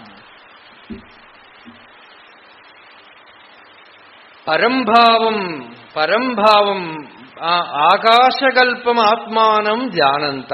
ആകാശം പോലെയുള്ള ആത്മാവിനെ അറിഞ്ഞു കഴിഞ്ഞവന് ശരീരത്തിന്റെ ലിമിറ്റേഷൻ അയാളെ ലിമിറ്റ് ചെയ്യില്ല. അപരിച്ഛിന്ന സ്വരൂപത്തിനെ അറിഞ്ഞവന് ഇതിന്റെ പരിമിതി അയാളെ ഹിപ്നോട്ടൈസ് ചെയ്യണില്ല എന്ന് നോക്കൂ. അടുത്ത ശ്ലോകം. ഈ ശരീരത്തിനെ ആശ്രയിക്കണവരുടെ കാര്യം മോഘകർമാണ മോഘജ്ഞാനാവിചേതസഃ രാക്ഷസീം ആസുരീം ചൈവ പ്രകൃതിം മോഹിനീം ശ്രിതാഃ. ശരീരം മാത്രമാണ് ഞാനെങ്കിൽ പിന്നെ എന്താ നമ്മളുടെ ജീവിതത്തിൽ? പിന്നെ നമ്മളുടെ ഫ്യൂച്ചർ, നമ്മളുടെ മുമ്പിലുള്ളത് എന്താ? ഈ ശരീരത്തിനെ മാക്സിമം സുഖമായിട്ട് വയ്ക്കണം. ഈ ശരീരത്തിന് എന്തൊക്കെ ആഗ്രഹങ്ങളുണ്ടോ അതൊക്കെ സാധിക്കണം. ഈ ശരീരത്തിന് വേണ്ടി എന്തൊക്കെ ചെയ്യാൻ പറ്റുമോ അതൊക്കെ ചെയ്യണം. അറിവൊക്കെ തന്നെ ഈ ശരീരത്തിനെ പറ്റിയാണ്. മനസ്സ് ഈ ശരീരം മാത്രം സുഖമായതുകൊണ്ട് ഇതിന് അനുകൂലമായിട്ടുള്ളവരൊക്കെ അടുത്തിർത്താം, ഇതിന് പ്രതികൂലമായിട്ടുള്ളവരൊക്കെ ഇല്ലാതെ ചെയ്യാം. ഭഗവാൻ പറഞ്ഞു, ദേഹാഭിമാനമുള്ളവന് പേര് തന്നെ രാക്ഷസൻ, അസുരൻ എന്നൊക്കെ പറഞ്ഞത്. മോഘാശാഹ, അവരുടെ ആഗ്രഹങ്ങള് വിഫലമായ ആഗ്രഹങ്ങളാണ്, അവസാനിക്കുകയില്ല. ഫ്യൂട്ടൈൽ ഡിസയേഴ്സ്, മോഘാശാഹ, എന്തൊക്കെയോ ആഗ്രഹങ്ങൾ, അൺഇമാജിനബിൾ ഡിസയേഴ്സ്. എന്താന്ന് വെച്ചാൽ അത് മാത്രമേ ഉള്ളൂ, അതിനു മേലെ ഒരു ലക്ഷ്യം കണ്ടിട്ടില്ല. ഈശ്വരൻ എന്നൊന്നുമില്ല, ഭക്തി എന്നൊന്നുമില്ല, ജ്ഞാനം, വൈരാഗ്യം, ഭജന, നാമസങ്കീർത്തനം ഒന്ന് അവരെന്ത് ചെയ്യുവാവോ നമുക്കറിയില്ല. അർത്ഥകാമപരായൂയം നാരായണപരാവയം തസ്മാത് സർവേഷു കാലേഷു യൂയം യൂയം വയം വയം എന്ന് പറഞ്ഞൊരു ഭക്തൻ. അർത്ഥകാമപരായൂയം നാരായണപരാവയം. നിങ്ങൾ അർത്ഥകാമപരന്മാരാണ്, ഞങ്ങൾ നാരായണപരന്മാരാണ്, അതുകൊണ്ട് നിങ്ങളും നമ്മളും തമ്മിൽ ചേർന്നു പോയില്ല. യൂയം യൂയം വയം വയം.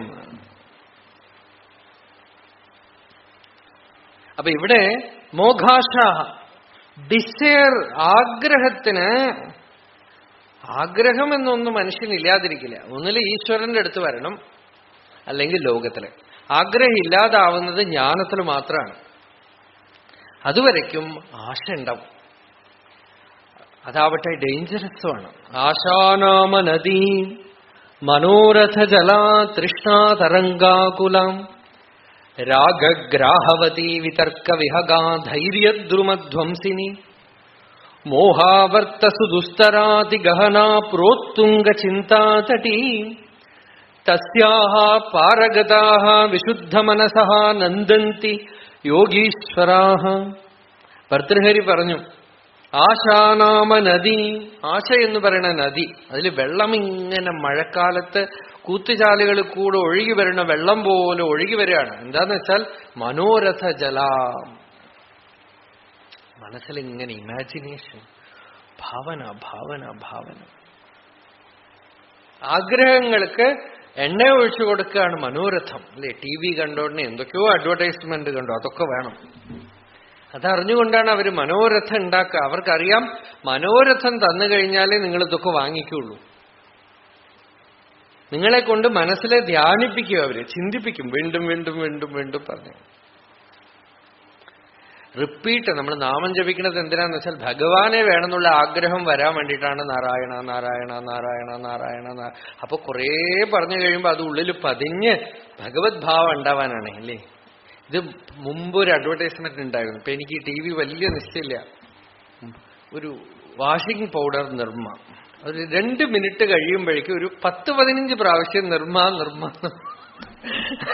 എന്താന്ന് വെച്ചാൽ അത് അവർക്കറിയാം ടെക്നിക്ക്. കുറേ പ്രാവശ്യം പറഞ്ഞു കഴിഞ്ഞാൽ അത് ഉള്ളിൽ പതിയും, പിന്നെ മറക്കാൻ പറ്റില്ല അവനെന്നാണ്.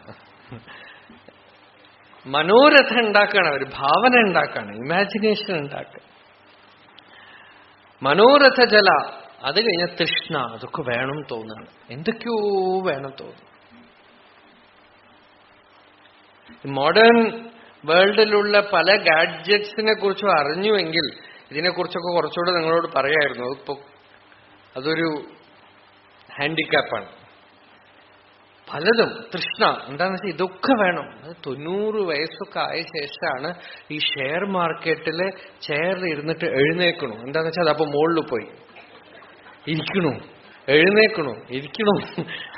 ഈ ECG മെഷീൻ കയറി ഇറങ്ങണ പോലെ വയസ്സ് 90 കഴിഞ്ഞു. നാമം ജപിക്കേണ്ടേ, എന്തെങ്കിലും വേണ്ട, അതിനൊക്കെ സമയം കിടക്കണു.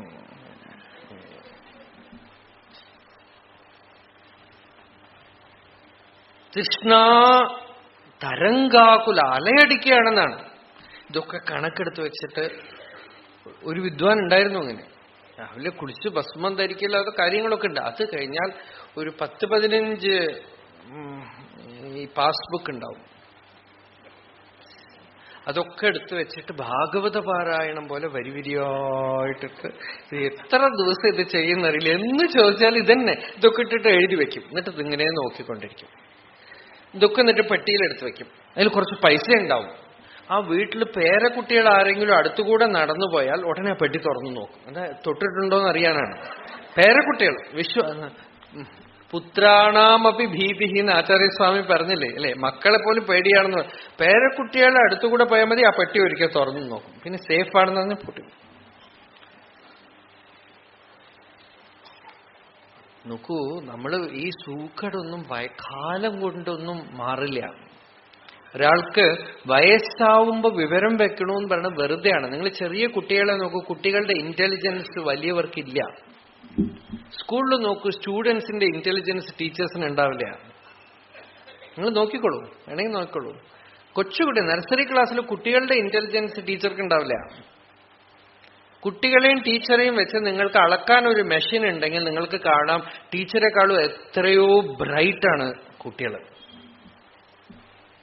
അതായത് ഈശ്വരന്റെ ക്രിയേഷൻ ആയിട്ട് എത്ര കണ്ട് ടൈം ആവണോ അത്ര കണ്ട് ഇന്റലിജൻസ് കുറയും. ഈ കുട്ടികൾക്ക് ടൈം അധികമായിട്ടില്ല, അതുകൊണ്ട് വളരെ ഇന്റലിജന്റ് ആണ്.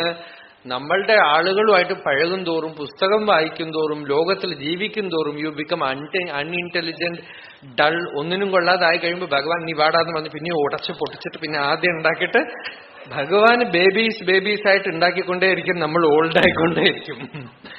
ഭഗവാന് ബേബി ഉണ്ടാക്കലാണ്, ഭഗവാന് ബേബീസാണ് ഇഷ്ടം. ഈ ലോകത്തിൽ ജീവിച്ച് നമ്മൾ എന്താവണു? ഓൾഡ് പീപ്പിൾ ആവണം.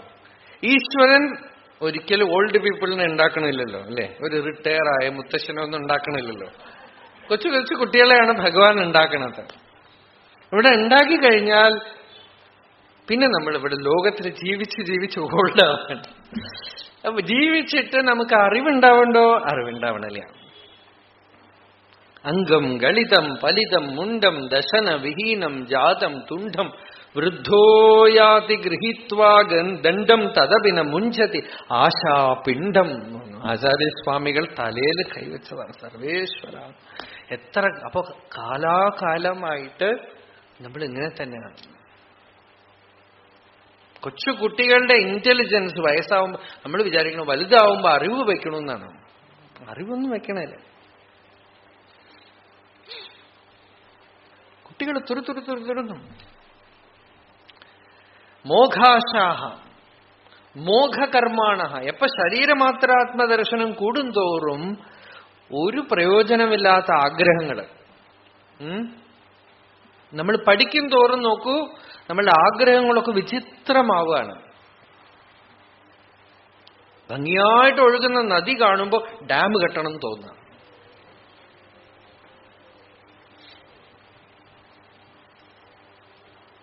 ഇപ്പൊ നാളെ എന്തോ ഇവിടെ നടക്കാൻ പോണു കേരളത്തിൽ. എന്താന്ന് വെച്ചാൽ കേരളത്തിൽ ഇനിയും ദുഷിക്കാത്ത നദികൾ ഉണ്ടത്രേ, കുറച്ച്. അതിനാണത്രേ അവരൊക്കെ വരുന്നത്. ബാക്കിയൊക്കെ നശിപ്പിച്ചു കഴിഞ്ഞു. അവര് കൃതകൃത്യന്മാര്. മിഷൻ അവർക്ക് കൊടുത്തിരിക്കുന്ന മെഷീനാണ്. ഇംഗ്ലണ്ടിലും ലണ്ടനിലും ഒക്കെ ഉള്ള നദികളൊക്കെ തന്നെ ചാക്കടകളാക്കി കഴിഞ്ഞു, ഒക്കെ ഡ്രെയിനേജ് ആക്കി കഴിഞ്ഞു. ഇപ്പോ കേരളത്തിൽ കുറച്ച് ഉണ്ട്. അതുകൊണ്ട് പൊട്ടൻഷ്യൽ ഉണ്ട് അവിടെ. ഒരു വിധത്തിൽ ഇവിടെ കമ്മ്യൂണിസം കൊണ്ട് ഇവിടെ ഇൻഡസ്ട്രീസ് ഒന്നും ഇല്ല എന്ന് പറയണു. അതൊരു വിധത്തിൽ ഈശ്വരാനുഗ്രഹമാണ്. വേറൊരു വിധത്തിൽ നോക്കിയാൽ അല്ലേ, നിങ്ങൾ പ്രൊഡക്ഷൻ മാനുഫാക്ചറിങ് മണി എന്ന് പറഞ്ഞു മാത്രം നോക്കുകയാണെങ്കിൽ അത് വേറെ ഒരു വിധം. ഇപ്പൊ ഇത് ഉദ്ദേശിച്ചൊന്നുമല്ല ഇവിടെ സമരം പഠിക്കുന്നത് ആളുകൾ. പക്ഷെ ഞാൻ സ്കൂളിൽ പഠിക്കുന്നിടത്തോളം ഈ സമരം വളരെ അനുഗ്രഹമാണ്. എന്താന്ന് വെച്ചാൽ എത്ര ദിവസം അറിയോ, അത് ഈ എന്താണ് പ്രീ ഡിഗ്രി എന്തോ ഒരു സമരമൊക്കെ ഉണ്ടായിരുന്നു ആ സമയത്ത്. അപ്പോഴൊക്കെ 3 മാസമൊന്നും സ്കൂളില്ല. എത്ര ഈശ്വര അനുഗ്രഹം എന്ന് പറഞ്ഞാൽ ഇതുപോലെ ഒരു അനുഗ്രഹം വരാനില്ല. സ്കൂളിൽ പോവാ, തിരിച്ചു വരിക. മാഷുമാർക്ക് സമാധാനം, നമുക്ക് സമാധാനം, ആർക്കൊരു ബുദ്ധിമുട്ടില്ല. അപ്പോ ഇതൊക്കെ പഠിച്ചിട്ട് ഇപ്പൊ മോഘകർമാണെന്നാണ്. എന്തൊക്കെയോ കർമ്മം, എന്തൊക്കെയോ ചെയ്യും. ഞാനിപ്പോ എനിക്ക് മനസ്സിലാവാത്ത ഒരു കാര്യമുണ്ട്. ഇപ്പോഴത്തെ കുട്ടികളോട് ചോദിക്കുമ്പോ നിങ്ങൾ എന്താ ചെയ്യണത്? ബിസിനസ്സാണ്.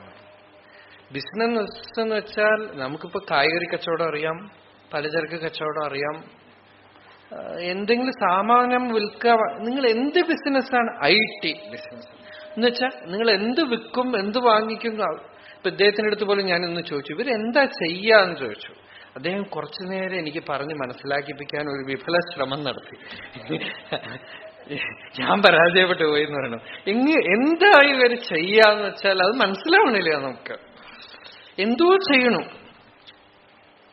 അവസാനം ഞാൻ പറഞ്ഞു, ബാംഗ്ലൂരിലുള്ള ഒരു ഗ്രൂപ്പിനോട് പറഞ്ഞു, ഈശ്വരൻ പറഞ്ഞിട്ടുണ്ട് നിങ്ങൾക്കൊക്കെ ചോറിനുള്ള വക ഞാൻ തരാമെന്ന്. അത് ഏതോ ഒരു വഴിക്ക് നിങ്ങൾക്ക് തരണു, അതേ എനിക്ക് മനസ്സിലാവണം. എന്തെങ്കിലും ചെയ്യിപ്പിച്ചിട്ട് തരാം. മോഘകർമാണ്. ഈ കർമ്മങ്ങളൊക്കെ എന്താ അവർക്കും അറിയില്ല, നിശ്ചയമൊന്നുമില്ല. മോഘകർമാണ്, മോഘജ്ഞാനാഹ, എന്തൊക്കെയോ അറിഞ്ഞു വെക്കണുണ്ട്. നമുക്ക് ഡയറക്റ്റ് ആയിട്ട് ലൈഫുമായിട്ട് ടച്ച് ഇല്ലാത്ത കാര്യം, സത്യം, ദയ, കാരുണ്യം, ശാന്തി, പ്രിയം, സമദർശിത്വം, ശാന്തി. ഇനി ഫിസിക്കൽ ഫാക്ട്സ്, ഊണ് കഴിക്കണം, എക്സസൈസ് എടുക്കണം, ഉറങ്ങണം, മറ്റുള്ളവർക്ക് വേണ്ടതൊക്കെ ചെയ്തു കൊടുക്കണം. ഇങ്ങനെയുള്ള ചെറിയ കാര്യങ്ങൾ ജീവിതത്തിൽ ഏറ്റവും വലിയ കാര്യങ്ങളാണ്. അതൊക്കെ വിട്ടിട്ട് ആറ്റമാണ്, മോളിക്യൂളാണ്, അതിൻ്റെ ഉള്ളിലുള്ള കാര്യങ്ങളാണ്, ഫ്യൂഷനാണ്. പിന്നെ ലോകം എങ്ങനെ സൃഷ്ടിക്കപ്പെട്ടു, ഇതിന്റെ പുറകിൽ അടിയിൽ പോയിട്ട് എന്ത് ചെയ്യണം, ഗോഡ് പാർട്ടിക്കിളാണ്, അതിനെ എങ്ങനെ കൊണ്ടുവരണം, അതിനെ എങ്ങനെ പൊട്ടിക്കണം, ഇതിനപ്പുറം എങ്ങനെ പോകണം. ലോകം നശിച്ചാൽ അത് എന്തോ ആവട്ടെ എന്നാണ്, പ്രശ്നമേ അല്ല അവർക്ക്. മോഘകർമാണ, ഒരു മനുഷ്യന് ഈ ചെയ്യുന്ന ആൾക്കും ഒരു പ്രയോജനമില്ല, ലോകത്തിനും അനുഗ്രഹമൊന്നും ഉണ്ടാവാൻ പോണില്ല, അനുഗ്രഹമൊന്നും ഉണ്ടാവാൻ പോണില്ല. ഇയാൾക്ക് വേണമെങ്കിൽ വല്ല നോബൽ പ്രൈസ് കിട്ടുമായിരിക്കാം. ലാസ്റ്റ് സെഞ്ചുറിയിലെ ഏറ്റവും വലിയ ക്രിമിനൽസിൽ ഒരാളാണ് ഈ ആൽഫ്രഡ് നോബൽ എന്ന് പറയുന്ന ആള്. അയാളെ കാരണമാണ് എത്രയോ മില്യൺസ് മരിച്ചത്, ബോംബും ഇതുമൊക്കെ ആയിട്ട് പ്രൊഡക്ഷൻ. എന്നിട്ട് അയാൾക്കൊരു പശ്ചാത്താപം തോന്നി കുറെ ആളുകൾക്ക് പണം എണ്ണി കൊടുക്കുകയാണ്. അത് വാങ്ങിക്കണത് തന്നെ പാപാണ്, അത് വാങ്ങിക്കണത് തന്നെ പാപാണ്. എന്താന്ന് വെച്ചാൽ ഉഗ്രപരിഗ്രഹം എന്നാണ് വേദം പറയണത്. ഒരാളുടെ അടുത്ത് നിന്ന് വാങ്ങിക്കുമ്പോൾ അത് എങ്ങനെ ആ ധനം വന്നിരിക്കണമെന്ന് വളരെ ജാഗ്രതയായിരിക്കണം എന്നാണ്. ഈ ധനം കൊടുക്കണവൻ താൻ പാപം ചെയ്ത ധനം പ്രായശ്ചിത്തമായിട്ട് കൊടുക്കുകയാണെങ്കിൽ കൈനീട്ടി വാങ്ങിക്കണവന് തപസ്സുണ്ടെങ്കിൽ കുറെയൊക്കെ അത് ദഹിപ്പിക്കാൻ പറ്റും, ഇല്ലെങ്കിൽ നമ്മൾ എരിഞ്ഞു പോയി കളയും. നോബൽ പ്രൈസ് വാങ്ങിക്കുന്നത് വലിയ കാര്യമായിട്ടാണ് ധരിക്കണത്. അതിനു വേണ്ടിയിട്ടാണ് ഇതൊക്കെ. മോഘജ്ഞാനാഹ വിചേതസഹ, ഈ കർമ്മം ചെയ്യുന്നതൊക്കെ ഒരു റെക്കഗ്നിഷന് വേണ്ടിയിട്ടാണ്. ആരുടെ റെക്കഗ്നിഷൻ? ലോകത്തിൽ ആരോ നമ്മളെ റെക്കഗ്നൈസ് ചെയ്യണം. റെക്കഗ്നൈസ് ചെയ്താൽ നിനക്ക് വല്ല നിർവൃത്തി ഉണ്ടാവുമോ? ഇപ്പൊ നിങ്ങളൊക്കെ പറയാണ് അങ്ങ് മഹാത്മാവാണ്, അങ്ങേ പോലെ ആരുമില്ല പറയാൻ. എന്റെ ഉള്ളിൽ എന്റെ അടുത്ത് പറഞ്ഞിട്ടില്ലെങ്കിൽ, എനിക്ക് സമാധാനം ഇല്ലെങ്കിൽ, എനിക്ക് ശാന്തി ഇല്ലെങ്കിൽ, എനിക്ക് സ്നേഹം, ദയ, കാരുണ്യം, സത്യനിഷ്ഠ ഒന്നും ഇല്ലെങ്കിൽ നിങ്ങളെന്നെ സ്തുതിച്ചത് കൊണ്ട് എന്തായി? എനിക്കെന്ത് പ്രയോജനം? നിങ്ങളുടെ റെക്കഗ്നിഷൻ കൊണ്ട് എനിക്കെന്ത് പ്രയോജനം? അവനവന്റെ സെൽഫിന്റെ റെക്കഗ്നിഷൻ ഇല്ലാത്തവനാണ് പുറത്ത് റെക്കഗ്നിഷന് പിച്ച തണ്ടി നടക്കുക. അപ്പൊ മോഘാശാഹ, മോഘകർമാണ, മോഘജ്ഞാന, ഇവൻ അറിവ് ബലപ്പെട്ട് സമ്പാദിക്കുന്ന അറിവ് അവനോ ലോകത്തിനോ മറ്റുള്ളവർക്കോ പ്രകൃതിക്കോ ഒന്നും പ്രയോജനമില്ല. പഠിക്കും തോറും നശിപ്പിക്കുകയല്ല ചെയ്യണത്, അല്ലെ? ഡെസ്ട്രക്റ്റീവ് എഡ്യൂക്കേഷനാണ്. ബാംഗ്ലൂരിൽ വലിയ എന്തുമാതിരി ഉണ്ടായിരുന്ന ഒരു സിറ്റിയാണ് നോക്കൂ ബാംഗ്ലൂർ. ഒരു 10-15 വർഷമാകുമ്പോഴേക്കും, കഴിഞ്ഞ പ്രാവശ്യം പോകുമ്പോൾ അവർ പറഞ്ഞു, ഒരു ദിവസം റിപ്പോർട്ടാണ് 90,000 ട്രീസ് 2-3 ആഴ്ചക്കുള്ളിൽ മുറിച്ചു കളഞ്ഞു എന്നാണ്. 90,000 മരങ്ങൾ 2-3 ആഴ്ചകൾക്കുള്ളിൽ. ഒരു മരം മുറിക്കണമെങ്കിൽ കുറെ കാലം പിടിക്കും പഴയ കാലത്ത്. നമ്മളുടെ എഡ്യൂക്കേഷൻ ഇപ്പൊ എന്ത് ചെയ്തു എന്ന് വെച്ചാൽ 90,000 മരങ്ങൾ 2-3 ആഴ്ചക്കുള്ളിൽ മുറിക്കാൻ പറ്റുന്ന യന്ത്രങ്ങൾ കണ്ടുപിടിച്ചു. ഇതാണ് മോഘജ്ഞാനാഹ എന്ന് ഭഗവാൻ പറഞ്ഞത്. മോഘജ്ഞാനാഹ, ഒരാള് അറിവില്ലാത്തവൻ ഒരാളോട് ചണ്ട കൂടിയാൽ കല്ലുകൊണ്ടും കോലുകൊണ്ടും അടിച്ചിട്ടും വെട്ടുകത്തി കൊണ്ട് വെട്ടിയിട്ടും കുറച്ച് മെനക്കെടും. അറിവുള്ളവൻ അതേ രാക്ഷസി പ്രകൃതി വന്നു കഴിഞ്ഞാൽ 100,000 പേരെ കൊല്ലാൻ അവന് മിനിറ്റ് മതി. ഇതാണ് അവന്റെ അറിവിന്റെ പ്രയോജനം. Knowledge is very dangerous. പ്രകൃതി രാക്ഷസിയാണെങ്കിൽ അറിവ് കൊണ്ടൊന്നും ഒരു പ്രയോജനമില്ല. അറിവ് കൊണ്ടൊന്നും ഒരു പ്രയോജനമില്ല. എത്ര അറിവ് വരുന്നു അത്രയും ഡേഞ്ചറസ് ആയിട്ട് തീരും ആ മനുഷ്യർ. അവന്റെ പ്ലെയിൻ ഓഫ് കോൺഷ്യസ്നെസ് എവിടെ ഇരിക്കണോ അതിനനുസരിച്ച് അവന്റെ അറിവ് ഉപയോഗപ്പെടുള്ളൂ. രാക്ഷസിയും ആസുരിയും, രാക്ഷസി എന്ന് വെച്ചാൽ ഡയറക്റ്റ് ആയിട്ട് നിങ്ങളെ ഉപദ്രവിക്കും. ആസുരി എന്ന് വെച്ചാൽ ചതിച്ച് പറ്റിച്ച് നിങ്ങൾക്ക് അറിയുന്നേ ഇല്ല നിങ്ങൾ ഉപദ്രവിക്കപ്പെടുകയാണെന്ന്. അങ്ങനെ ഈ രണ്ടും നിങ്ങൾക്ക് വെളിയിൽ കാണാം. നമുക്കറിയില്ല. നമ്മൾ വളരെ നല്ലതാണെന്ന് പറഞ്ഞു പലതും വാങ്ങിക്കഴിക്കും. നമ്മളുടെ ഭക്ഷണ പദാർത്ഥങ്ങളിലും ഒക്കെ പലതുണ്ടെന്നാണ്. എന്തിനാ അവരിങ്ങനെയൊക്കെ ചെയ്യണതെന്ന് ചോദിച്ചാൽ അറിയില്ല. ഒരു കാരണമില്ലാതെ മറ്റുള്ളവരെ ഉപദ്രവിക്കാം. പലചരക്ക് സാധനം എന്ന് പറഞ്ഞാൽ സാധാരണ മനുഷ്യൻ വാങ്ങിച്ചു കൊണ്ടുവരുന്ന സാധനങ്ങളിലടക്കം മനുഷ്യൻ കഴിക്കാൻ പറ്റാത്ത സാധനങ്ങൾ കൊണ്ടുപോയി ചേർക്കാം. എന്നിട്ട് അഡ്വർടൈസ് ചെയ്ത് ഇത് നല്ലതാണെന്ന് പറയാ. നമ്മളത് വാങ്ങിച്ചു കൊണ്ടുവന്ന് കഴിക്കുമ്പോൾ അതിലെന്തൊക്കെ ഉണ്ടാവുകയാണ്. രാക്ഷസിയും ആസുരിയും ചെയ്വ പ്രകൃതിയും. ഇങ്ങനെയൊക്കെ എന്തിനാ ചെയ്യണത്? ഇവന്റെ ഗോൾ, ഇവന്റെ ലക്ഷ്യം, ഇവന്റെ ജീവിതത്തിന് മുമ്പിൽ ഒരു ദിവ്യമായ അലൗകികമായ ലക്ഷ്യമേ ഇല്ല. ഇവന് ശരീരമാത്രാത്മദർശിയാണ്. അതുകൊണ്ട് ഞാൻ സുഖമായിട്ടിരിക്കണം. ഞാൻ സുഖമായിട്ടിരിക്കണമെങ്കിൽ ആര് നശിച്ചാലും വേണ്ടില്ല, എങ്ങനെയാണെങ്കിലും വേണ്ടില്ല. അപ്പൊ അവൻ ഈ ശരീരമാത്രാത്മദർശി അസുരനും രാക്ഷസനും ഒക്കെ ആയിട്ട് തീരും. മോഹിനിയും പ്രകൃതിയും ശ്രിതാഹാന്ന് മാത്രമല്ല, അവർക്കൊരു special power of attraction, negative attraction പവറും വരുന്നാണ് പറയണത് ഭഗവാൻ. അവർക്കും ഫോളോവേഴ്സിനെ കിട്ടും, അവർക്കും കുറെ ആളുകളെ കിട്ടും. വശ്യം എന്നൊക്കെ നമ്മൾ പറയില്ലേ, നെഗറ്റീവായിട്ടൊരു വശ്യമും വരും.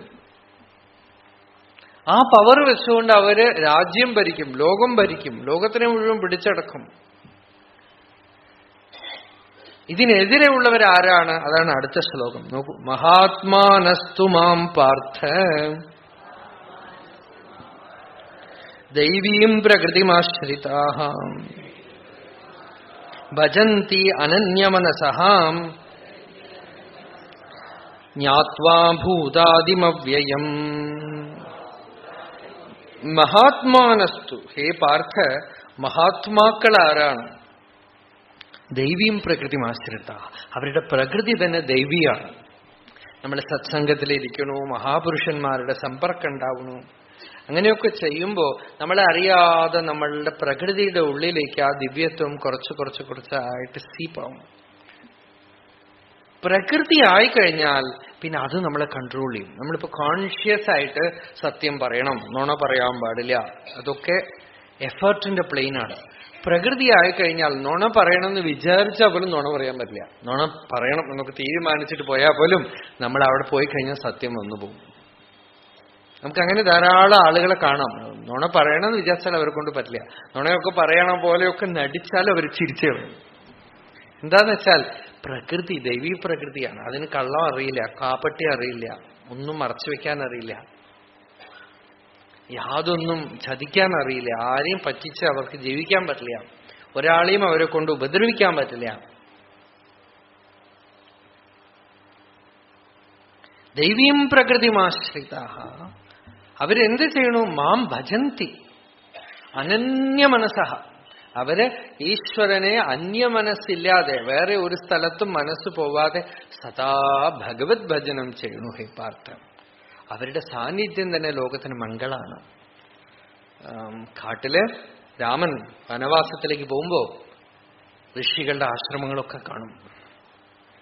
പ്രവിശ്യതു മഹാരണ്യം ദണ്ഡകാരണ്യമാത്മവാൻ രാമോ ദദർശ ദുർദർശ താപസാശ്രമമണ്ഡലം. താപസാശ്രമമണ്ഡലം, ആശ്രമങ്ങൾ, ഋഷികളുടെ തപോഭൂമികൾ കാണും. ആ സന്നിധി എത്തുമ്പോൾ തന്നെ രാമൻ പറയേണ്ട ലക്ഷ്മണനോട്, എന്ത് ശാന്തിയാ അവിടെയൊക്കെയാണ്.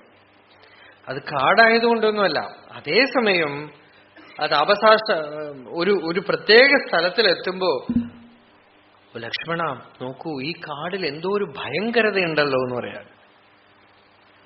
അപ്പോഴാണ് വിശ്വാമിത്രൻ പറയണത്, രാമ, ഇവിടെയാണ് താടക വസിക്കണത്. താടക ഇവിടെ ഉണ്ട്, രാക്ഷസന്മാരുടെ സാന്നിധ്യം ഉണ്ട് അവിടെ. അഗസ്ത്യാശ്രമത്തിന്റെ അടുത്തെത്തുമ്പോ തന്നെ അതുപോലെ പറയും, ഈ സന്നിധി മുഴുവൻ ദിവ്യമായിരിക്കണമല്ലോ. ഇവിടെ ഒന്നും അസുരന്മാരുടെ സാന്നിധ്യമേ കാണാനില്ല, രാക്ഷസന്മാരുടെ സന്നിധിയെ കാണാനില്ല. എന്താന്ന് വെച്ചാൽ ഈ മുനിരേഷ തഥാവിധ, ഈ മഹർഷി അത്തരത്തിലുള്ള സ്വഭാവത്തോടു കൂടിയ ആളാണ്, മഹാതപസ്വിയാണ്. അതുകൊണ്ട് ഈ സന്നിധിയിൽ നെഗറ്റീവായിട്ട് ഒരു ഫോഴ്സ് ഉണ്ടാവില്ല. നന്മ, സത്യം, തപസ്, ദയ, കാരുണ്യം, ശാന്തി, അത് ഒരു ഫോഴ്സായിട്ട് മാറുകയാണ് ഋഷികളുടെ അടുത്ത്. തപസ് കൊണ്ട് നേടിയെടുക്കുന്നത് അതാണ്. ദൈവീ പ്രകൃതിയെ ബലപ്പെടുത്തുകയാണ്. ആസുരി പ്രകൃതിയോട് ഫൈറ്റ് ചെയ്ത് ജയിക്കാനേ പറ്റില്ല. ദൈവീ പ്രകൃതിയെ ബലപ്പെടുത്തുക. ഇരുട്ടിനെ ഓടിക്കാൻ പറ്റില്ല, വെളിച്ചം വന്നാൽ ഇരുട്ട് പോയിക്കോളും. അതുപോലെ ദൈവീ പ്രകൃതി പ്രബലമാവും തോറും ആസുരി പ്രകൃതി താനേ മറഞ്ഞു പോയിക്കൊള്ളും. അതുകൊണ്ട് ദൈവീ പ്രകൃതിയെ ബലപ്പെടുത്താണ്. ദൈവീ പ്രകൃതി എന്താ? ഭജനം എന്ന് വെച്ചാൽ തപസ് എന്നർത്ഥം. ഭഗവത് ആരാധനാലക്ഷണമായ, ഈശ്വരാരാധനാലക്ഷണമായ തപസ്. ആ തപസ് അവർ ചെയ്യുന്നു. ശമ ദമ ദയാ ശ്രദ്ധാദി ലക്ഷണം ആശ്രിത. മനസ്സിന്റെ നിഗ്രഹം, ഇന്ദ്രിയങ്ങളുടെ നിഗ്രഹം, ഇതൊക്കെയാണ്. ആസുരി പ്രകൃതിയിൽ ഇതൊന്നും ഉണ്ടാവില്ല. ഫ്രീ ആയിട്ട് വിടുക, ഇന്ദ്രിയങ്ങളെ ഫ്രീ ആയിട്ട് വിടുക, എന്ത് വേണമെങ്കിൽ ചെയ്തോളൂ എന്നാണ്. കൊച്ചു കുട്ടികളൊക്കെ കയ്യിൽ തോക്കും കൊണ്ടാണ് പോണത് സ്കൂളിലേക്ക്. എത്ര കഥകളറിയോ അമേരിക്കയില്? കുട്ടികൾക്ക് റെസ്റ്റ്ലെസ് ആയിട്ട് വേറെ ഒരു കുട്ടിയെ ഷൂട്ട് ചെയ്ത് കളയാണ്, ടീച്ചറെ ഷൂട്ട് ചെയ്ത് കളയാണ്.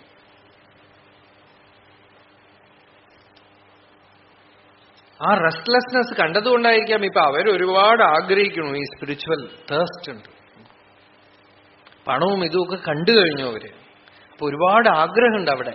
എന്താന്ന് വെച്ചാൽ അവർക്ക് മനസ്സിലാവണു ഇത് ശാന്തിയില്ല, എങ്ങനെ വേണമെങ്കിൽ ജീവിക്കാം, ഒരു കുടുംബജീവിതവുമില്ല, ഒന്നുമില്ല, പ്രാകൃതമായ ജീവിതം, മൃഗങ്ങളെപ്പോലെ അങ്ങനെ അലഞ്ഞു തിരിഞ്ഞ് നടന്നവർ മതിയായിരിക്കണം അവർക്ക്. പലരും വെസ്റ്റേണേഴ്സ്, ഞാൻ ഇതുവരെ ഈ രാജ്യം വിട്ട് പുറത്തു പോയിട്ടില്ല, പക്ഷേ തിരുവണ്ണാമലയിൽ ഇവരെയൊക്കെ കാണുമല്ലോ. അപ്പൊ അവര് പലരും എന്നോട് പറഞ്ഞിട്ടുണ്ട്, ഞങ്ങള് എന്തൊക്കെ അവിടെ പോയാൽ ഞങ്ങൾക്ക് വളരെ ലക്ഷറിയസ് ആണ്, വളരെ സുഖമാണ്, ഒരു ബുദ്ധിമുട്ടില്ല, ഇവിടത്തെ പോലെ ഒന്നും മെനക്കെടില്ല. ഇവിടെ ആണെങ്കിൽ ആ ഒരുത്തം പറയണതും വിശ്വസിക്കാൻ പറ്റില്ല, ഒരു പല വിധത്തിലുള്ള വിഷമങ്ങളുണ്ട്, എങ്കിലും അവിടെ പോയാൽ സമാധാനം ഇല്ല. അവിടെ ഇന്ദ്രിയങ്ങൾ, സെൻസസിന് വേണ്ടതൊക്കെ ഉണ്ട്, മൈൻഡിന് വേണ്ട ഓൾ എക്സൈറ്റ്മെന്റ്സ് ആർ. എത്ര കണ്ട് എക്സൈറ്റ്മെന്റ് ഉണ്ടോ അത്ര കണ്ട് ആത്മനിഷ്ഠമാവാൻ പറ്റില്ല. എത്ര കണ്ട് സൗകര്യം ഉണ്ടോ അത്ര കണ്ട് ആത്മനിഷ്ഠാവാൻ പറ്റില്ല. എല്ലാം നമ്മളുടെ മനസ്സിനെ എക്സൈറ്റ് ചെയ്തുകൊണ്ടേ ഇരുന്നാൽ ആ എക്സൈറ്റ്മെന്റ് തന്നെയാണ് യോഗത്തിന് വിരോധി. ഹർഷം, അമർഷം രണ്ടും യോഗത്തിന് വിരോധിയാണ്. നിങ്ങൾ എക്സൈറ്റഡ് ആവുന്തോറും നിങ്ങൾ സിനിമ കണ്ടുകൊണ്ടും അത് കണ്ടുകൊണ്ടും പലതും കൊണ്ടും സന്തോഷമായിട്ടിരിക്കണമെന്ന് കുറേ ദിവസം അങ്ങനെ സന്തോഷമായിട്ടിരിക്കൂ. കുറേ ദിവസം നിങ്ങൾ ആഗ്രഹിക്കണതൊക്കെ ചെയ്തുകൊണ്ടിരിക്കൂ. എന്നിട്ടൊന്ന് തിരിഞ്ഞു നോക്കിയാൽ കാണാം സൂയിസൈഡ് ചെയ്യണമെന്ന് തോന്നും. എല്ലാ ആഗ്രഹങ്ങളും സാധിക്കുക, എല്ലാ സിനിമയൊക്കെ കണ്ടു, തുള്ളി കളിച്ചു, ഡാൻസ് കളിച്ചു, കിട്ടണതൊക്കെ ഭക്ഷിച്ചു, എത്ര വേണമെങ്കിൽ ഉറങ്ങി, ഒരു ചിട്ടയില്ലാതെ ജീവിച്ചു. എന്താണെന്ന് വെച്ചാൽ ആഗ്രഹം പോലെ ജീവിക്കുക എന്നാണ്. Enjoy life. കുറച്ച് കഴിഞ്ഞിട്ടൊന്ന് നോക്കൂ, മാംസപിണ്ഡം പോലെ ആവും. അങ്ങനെ ജീവിക്കണവരുടെ അടുത്ത് പോയാൽ തന്നെ ഒരു നാറ്റം വരും.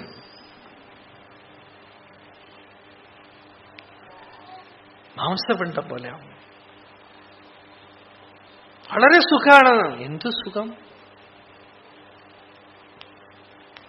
അതാണ് രാക്ഷസീം ആസുരീം ചെയ്വ പ്രകൃതി മോഹിനീം ശ്രുതാഹ. ഭജനമില്ല, ഭക്തിയില്ല, ശമം ദമം ദയ കാരുണ്യം ശ്രദ്ധ എന്നൊക്കെ പറഞ്ഞു. കൊച്ചുകുട്ടികൾ മുതൽ ഋഷി അങ്ങനെ വളർന്നു വരാനുള്ള ഒരു സംസ്കാരത്തിനെ നമ്മൾക്ക് മഹർഷികൾ തന്നിരിക്കുന്നു. എത്ര കാലം, എത്ര വർഷങ്ങളായി എന്ന് പറയാൻ വയ്യ. വേദകാലം മുതൽ അവിഛിന്നമായി ഈ കാലഘട്ടം വരെ നമ്മളത് വലിയ ഭംഗമൊന്നുമില്ലാതെ എങ്ങനെയൊക്കെയോ കൊണ്ടുവന്നു. ഇനിയുള്ളത് ഈശ്വരനറിയാം. ഇനി അടുത്ത ജനറേഷനൊക്കെ അവിഛിന്നമായി അഗ്നിസന്ധാനം ചെയ്തുകൊണ്ടിരുന്ന ബ്രാഹ്മണരൊക്കെ തന്നെ അമേരിക്കയിലാണ്. അവിടെ പോയിട്ടൊക്കെ അമ്പലങ്ങളുണ്ട്, കാര്യങ്ങളൊക്കെ നടക്കുന്നുണ്ട്, ഒക്കെ ശരി. പക്ഷെ അടുത്ത ജനറേഷൻ അറിയില്ല. കാണാം. ഇതും ഈശ്വരന്റെ ലീലയാണല്ലോ. എന്താ നടക്കണതെന്ന് നോക്കാൻ ചിലപ്പോൾ നമ്മളൊന്നും ഉണ്ടാവില്ല. അത് ഈശ്വരന്റെ ഒരു നിശ്ചയം. അതിനനുസരിച്ച് നടക്കും. അടുത്ത ജനറേഷൻ എന്താവും. അതുകൊണ്ടാണ് ഇപ്പൊ സന്യാസികളും പ്രഭാഷണം ചെയ്യണവരും ഒക്കെ പങ്കെടുപോയിക്കൊണ്ടിരിക്കുകയാണ്. ചിലപ്പോ എന്താന്ന് വെച്ചാൽ ഇവിടെ മുഴുവൻ മാപ്പിളമാരും ക്രിസ്ത്യാനികളും ആവുമായിരിക്കും. ഇനിയിപ്പോ ഹിന്ദു മതം ഇനിയിപ്പോ അമേരിക്കയിലാവോ എന്തോ അറിയില്ല എനിക്ക്. ഋഷികളും തപസ്സുകളൊക്കെ ഇനി അങ്ങോട്ട് പോവോ എന്തോ അറിയില്ല. കാരണം ഈശ്വരനെ എന്താ ചെയ്യാൻ പാടില്ലാത്തത്? കർത്തും അകർത്തും അന്യഥാവാ കർത്തും ശക്ത. എന്താവോ? ഇവിടുത്തെ സ്ഥിതിഗതികൾ ഇങ്ങനെ ആയിക്കൊണ്ടിരിക്കുകയാണ്. ഭജനം, ഭക്തി, ദയ, ശ്രദ്ധ, ശമം, ദമം, ഇതൊക്കെയാണ് ഇവിടെ നിലനിർത്തിക്കൊണ്ടുവന്നത്. ഇതൊക്കെയാണ് നമ്മളുടെ ഡൂവർഷിപ്പിന്റെ പ്ലെയിനിലുള്ളത്. ജ്ഞാനം ഡൂവർഷിപ്പിന്റെ പ്ലെയിനിലില്ല. നമ്മളുടെ കർത്തൃത്വത്തിന്റെ മണ്ഡലത്തിൽ തപസ്സാണ്, ശ്രദ്ധയാണ്, ദയയാണ്, കാരുണ്യമാണ്, ശാന്തിയാണ്, ഭഗവത് ഭജനമാണ്.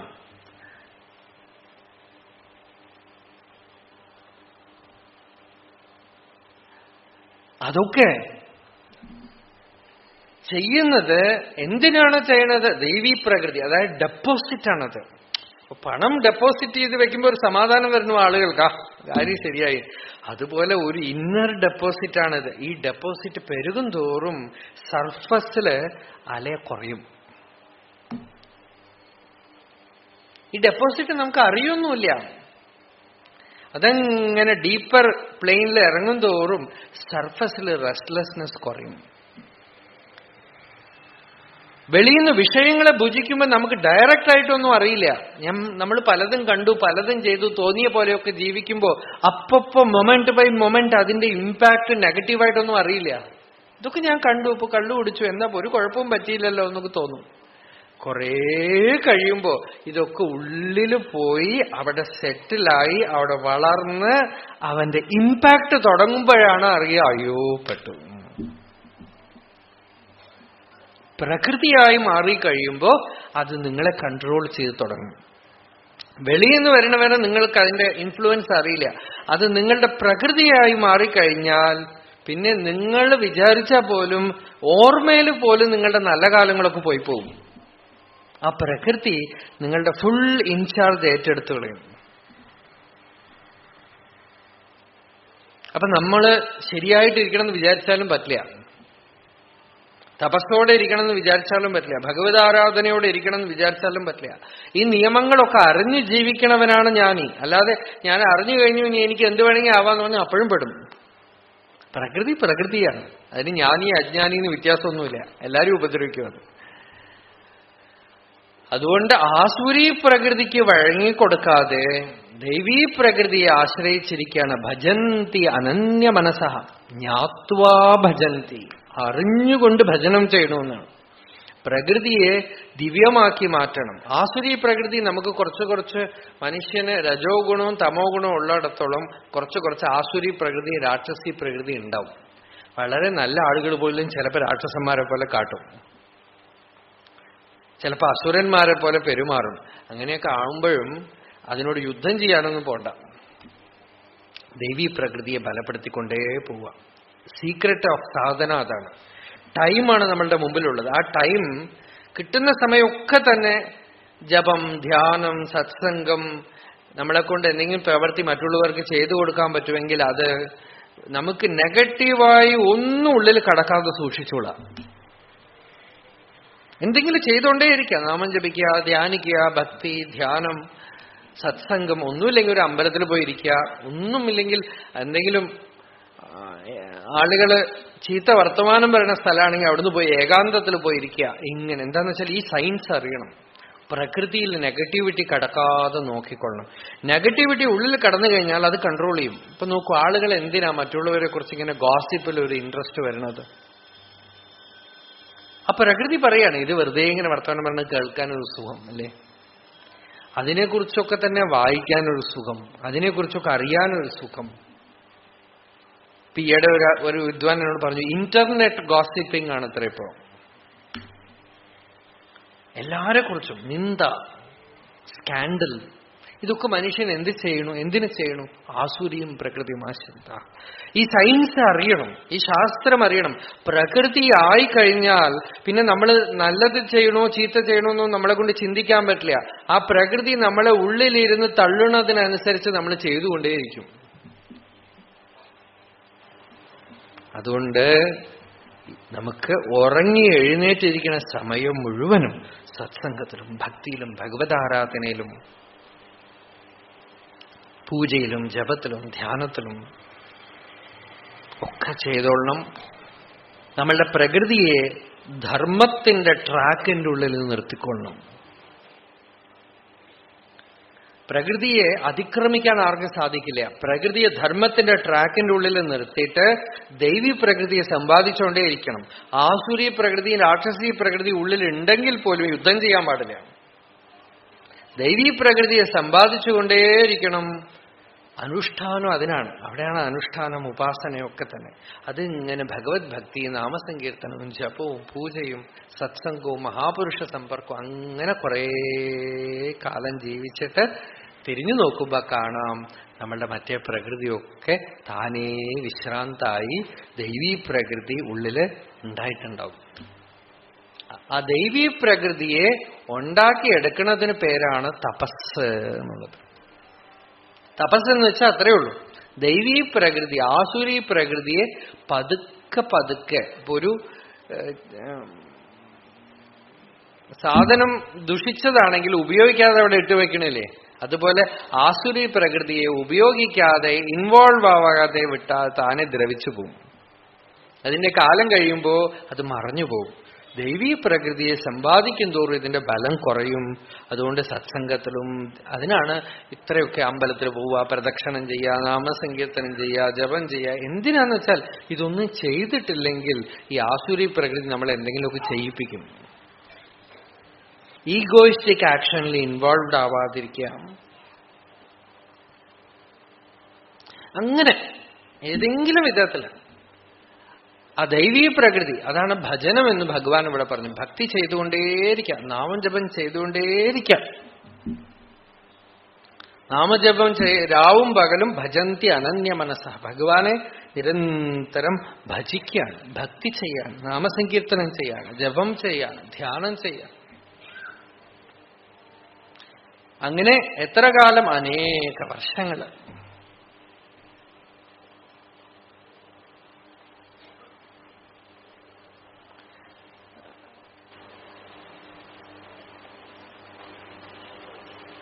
ഒരിക്കലും മള്ളിയൂർ സപ്താഹം നടക്കുമ്പോ, മള്ളിയൂര് താമസിച്ച് ഞാൻ ഏറ്റുമാനൂർ പ്രഭാഷണം മറ്റോ ആണെന്ന് തോന്നും.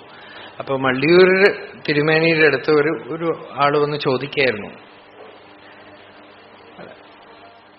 അല്ല, മള്ളിയൂർ തിരുമേനി എന്നോട് പറയുന്നു, എന്നോട് ഇങ്ങനെ രാത്രി ഇങ്ങനെ സംസാരിക്കുക. ഞാനിങ്ങനെ രാത്രിയാവുമ്പോ എന്നോട് പറയും, സ്വാമി എന്തെങ്കിലുമൊക്കെ കഥ പറയുമെന്ന് പറയും. അപ്പൊ ഞാനിങ്ങനെ ശിവപുരാണം അതേത് കഥയൊക്കെ പറയും. അതൊക്കെ കണ്ണീരിട്ട് കേട്ടുകൊണ്ടിരിക്കും. എന്നിട്ട് പറയും, ഇപ്പോഴൊക്കെ ഈ ആളുകൾ ഇങ്ങനെ നേരത്തെ കൂട്ടി പ്രസംഗവും അതും ഇതുമൊക്കെ ചെയ്യണു.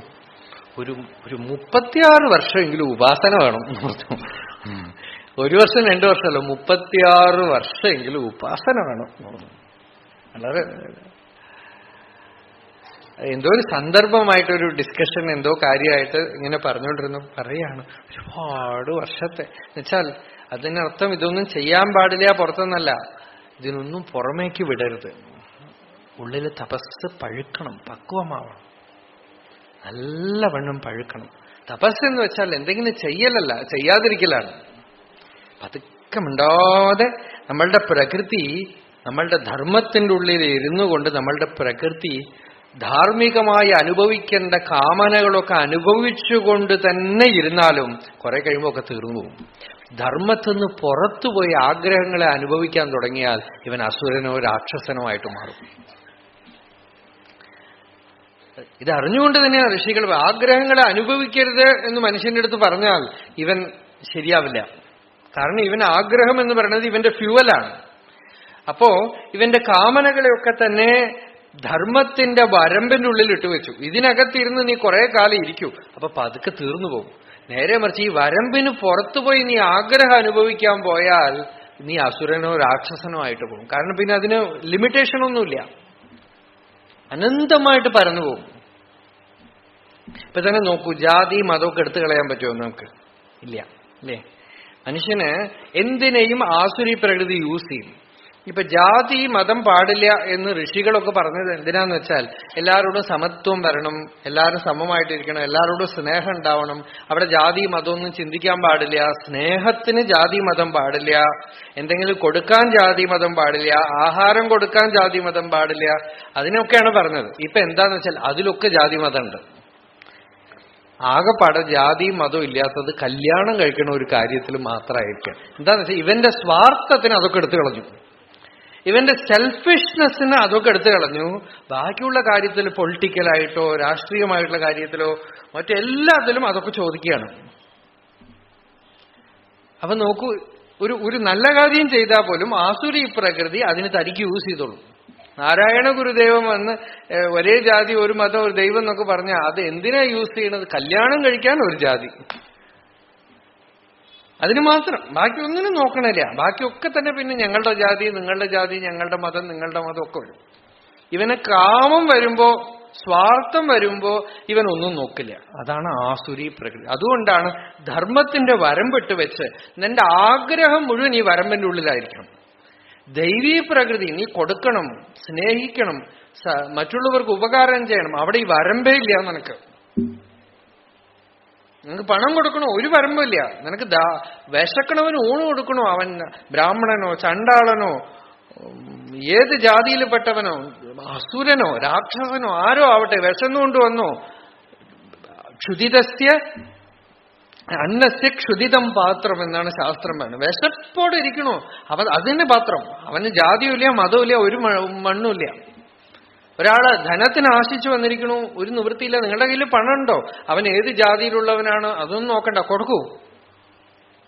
നേരെ മറിച്ച് അതൊന്നും ആ സ്ഥലത്തൊക്കെ നമ്മുടെ ആളാണോ നോക്കും. ഇവന്റെ സ്വാർത്ഥത്തിന് മാത്രം ഇവനൊന്നും നോക്കില്ല. ഒക്കെ നേരെ തിരിച്ചാണ്. ശാസ്ത്രം പറയണത് എന്താണെന്ന് വെച്ചാൽ സ്വാർത്ഥത്തിനെ വരമ്പിലിട്ട് വയ്ക്കും, നിന്റെ സെൽഫിഷ്നെസ്സിനെ ട്രാക്കിന്റെ ഉള്ളിലിട്ട് വയ്ക്കും. അപ്പോ അതിന് സാധിക്കുകയും ചെയ്യും ആഗ്രഹം, പക്ഷെ ട്രാക്ക് വിട്ട് പുറത്തു പോവില്ല. നേരെ മറിച്ച് നിസ്വാർത്ഥത്തിനെ ട്രാക്കില്ലാതെ വിട്ടോളൂ. ഇപ്പൊ നമ്മൾ ചെയ്യണത് നേരെ തിരിച്ച് നിസ്വാർത്ഥത്തിനെ ട്രാക്കിലിട്ട് വെച്ചു, സ്വാർത്ഥത്തിനെ പുറത്തേക്ക് വിട്ടു.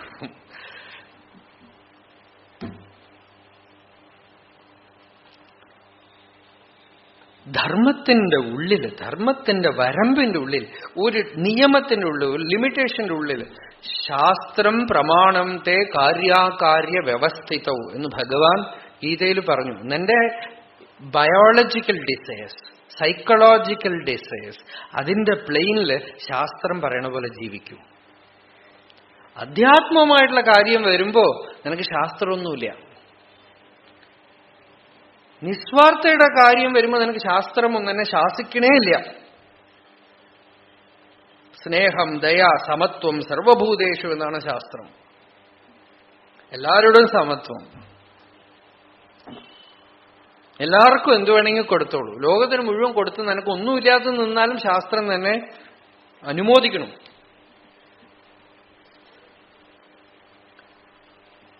അപ്പോ ഇതൊക്കെയാണ് ധർമ്മസൂക്ഷ്മം എന്ന് പറയുന്നത്.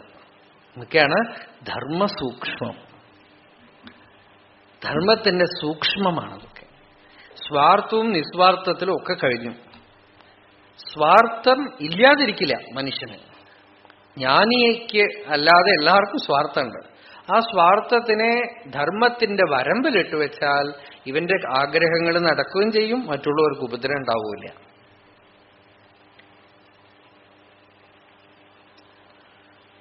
അപ്പോ മഹാപുരുഷന്മാര് എന്ത് ചെയ്യണു എന്ന് വെച്ചാൽ പതുക്കെ പതുക്കെ സ്വാർത്ഥം ലോകത്തിൽ ജീവിച്ചുകൊണ്ട് സാധിക്കുമ്പോ തന്നെ നിസ്വാർത്ഥത്തിന് ബലം കൂട്ടിക്കൊണ്ടേയിരിക്കും. നിന്റെ ബേസിക് നെസസിറ്റീസ് ഒക്കെ ഫുൾഫിൽ ചെയ്ത് കഴിഞ്ഞാൽ ബാക്കി നിന്റെ കയ്യിൽ എന്തൊക്കെ ഉണ്ടോ അതുകൊണ്ടൊക്കെ തന്നെ ഈശ്വരനെ ആരാധിക്കുക, ലോകത്തിന് മുഴുവൻ മംഗളം ചെയ്യുക. എന്തൊക്കെ കൊടുക്കാൻ പറ്റുമോ കൊടുക്കുക, എന്തൊക്കെ ചെയ്യാൻ പറ്റുമോ ചെയ്യാം. ക്രമേണ ആ നിസ്വാർത്ഥത പ്രബലമായൊരു പവറായിട്ട് മാറി, നിന്റെ പ്രകൃതിയായിട്ട് മാറിക്കഴിഞ്ഞാൽ നിന്റെ സ്വാർത്ഥത താനേ കെട്ടുപോകും. നിസ്വാർത്ഥതയിൽ രുചി കണ്ടു കഴിഞ്ഞാൽ, സ്വാർത്ഥതയിൽ രുചിയുള്ളത് കൊണ്ടാണല്ലോ നമ്മൾ നിസ്വാർത്ഥരാവാൻ കൂട്ടാക്കാത്തത് അല്ലേ? ഇപ്പൊ ബസ്സിൽ കയറുമ്പോ ക്യൂ നിൽക്കുമ്പോ ചാടിക്കയറി പുറകെയുള്ള ആളെ ഇടിച്ചിട്ട് മുമ്പിലേക്കൊക്കെ പോണത് എന്താണെന്ന് വെച്ചാൽ എനിക്ക് സീറ്റ് കിട്ടി, ഇരുന്നാലാണോ സുഖം.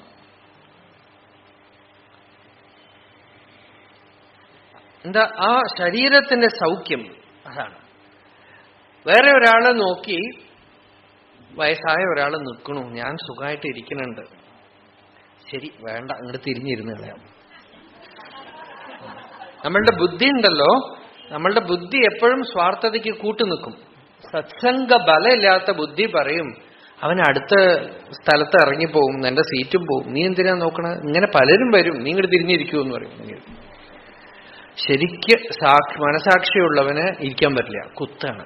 ഇരിക്കുന്നതിനേക്കാളും നിൽക്കണതിനേക്കാളും വേദനയാണ് ആ നടക്കാൻ വയ്യാത്ത ആള് നിൽക്കണത് കാണുമ്പോൾ. അപ്പൊ എഴുന്നേറ്റ് കൊടുത്തപ്പോ ആ വയസ്സായ ആള് ഇരുന്നിട്ട് നോക്കി ഒന്ന് ചിരിച്ചു. ആ ചിരിച്ചത് ഉള്ളിലൊന്ന് കണ്ടു. അന്ന് രാത്രി പോകുമ്പോ ഒരു ശാന്തി, ഒരു സമാധാനം, കിടക്കുമ്പോ അത് തന്നെയാണ് വലിയ ലാഭം. നേരെ മറിച്ച് ആ കണ്ട താൻ ഇരിക്കുകയും അയാൾ നിൽക്കുകയും ചെയ്ത് ചെറിയൊരു കാര്യം അല്ലേ, രാത്രി ഉറങ്ങാൻ പറ്റില്ല അവന്. വാസ്തവത്തില് അവന് മനസാക്ഷി ഉണ്ടെങ്കിൽ ഒരു മഹാപാപം ചെയ്ത പോലെ ഉള്ളിൽ തോന്നുകയും ചെയ്യും. ചെറിയ കാര്യം അല്ലേ. ഈ പോലെയാണ് കർമ്മത്തിന്റെ രഹസ്യങ്ങൾ അങ്ങടയ്ക്കും.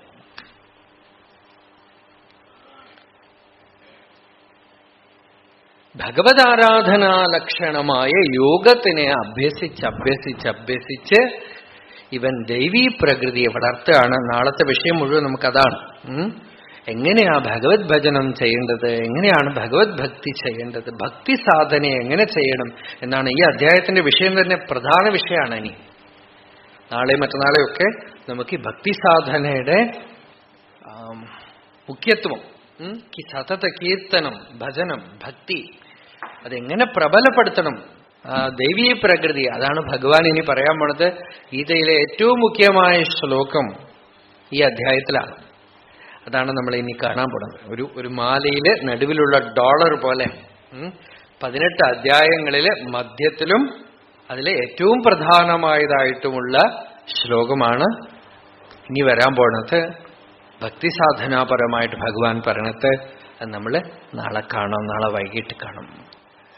അരുണാചല ശിവ അരുണാചല ശിവ അരുണാചല ശിവ അരുണാചല അരുണാചല ശിവ അരുണാചല ശിവ അരുണാചല ശിവ അരുണാചല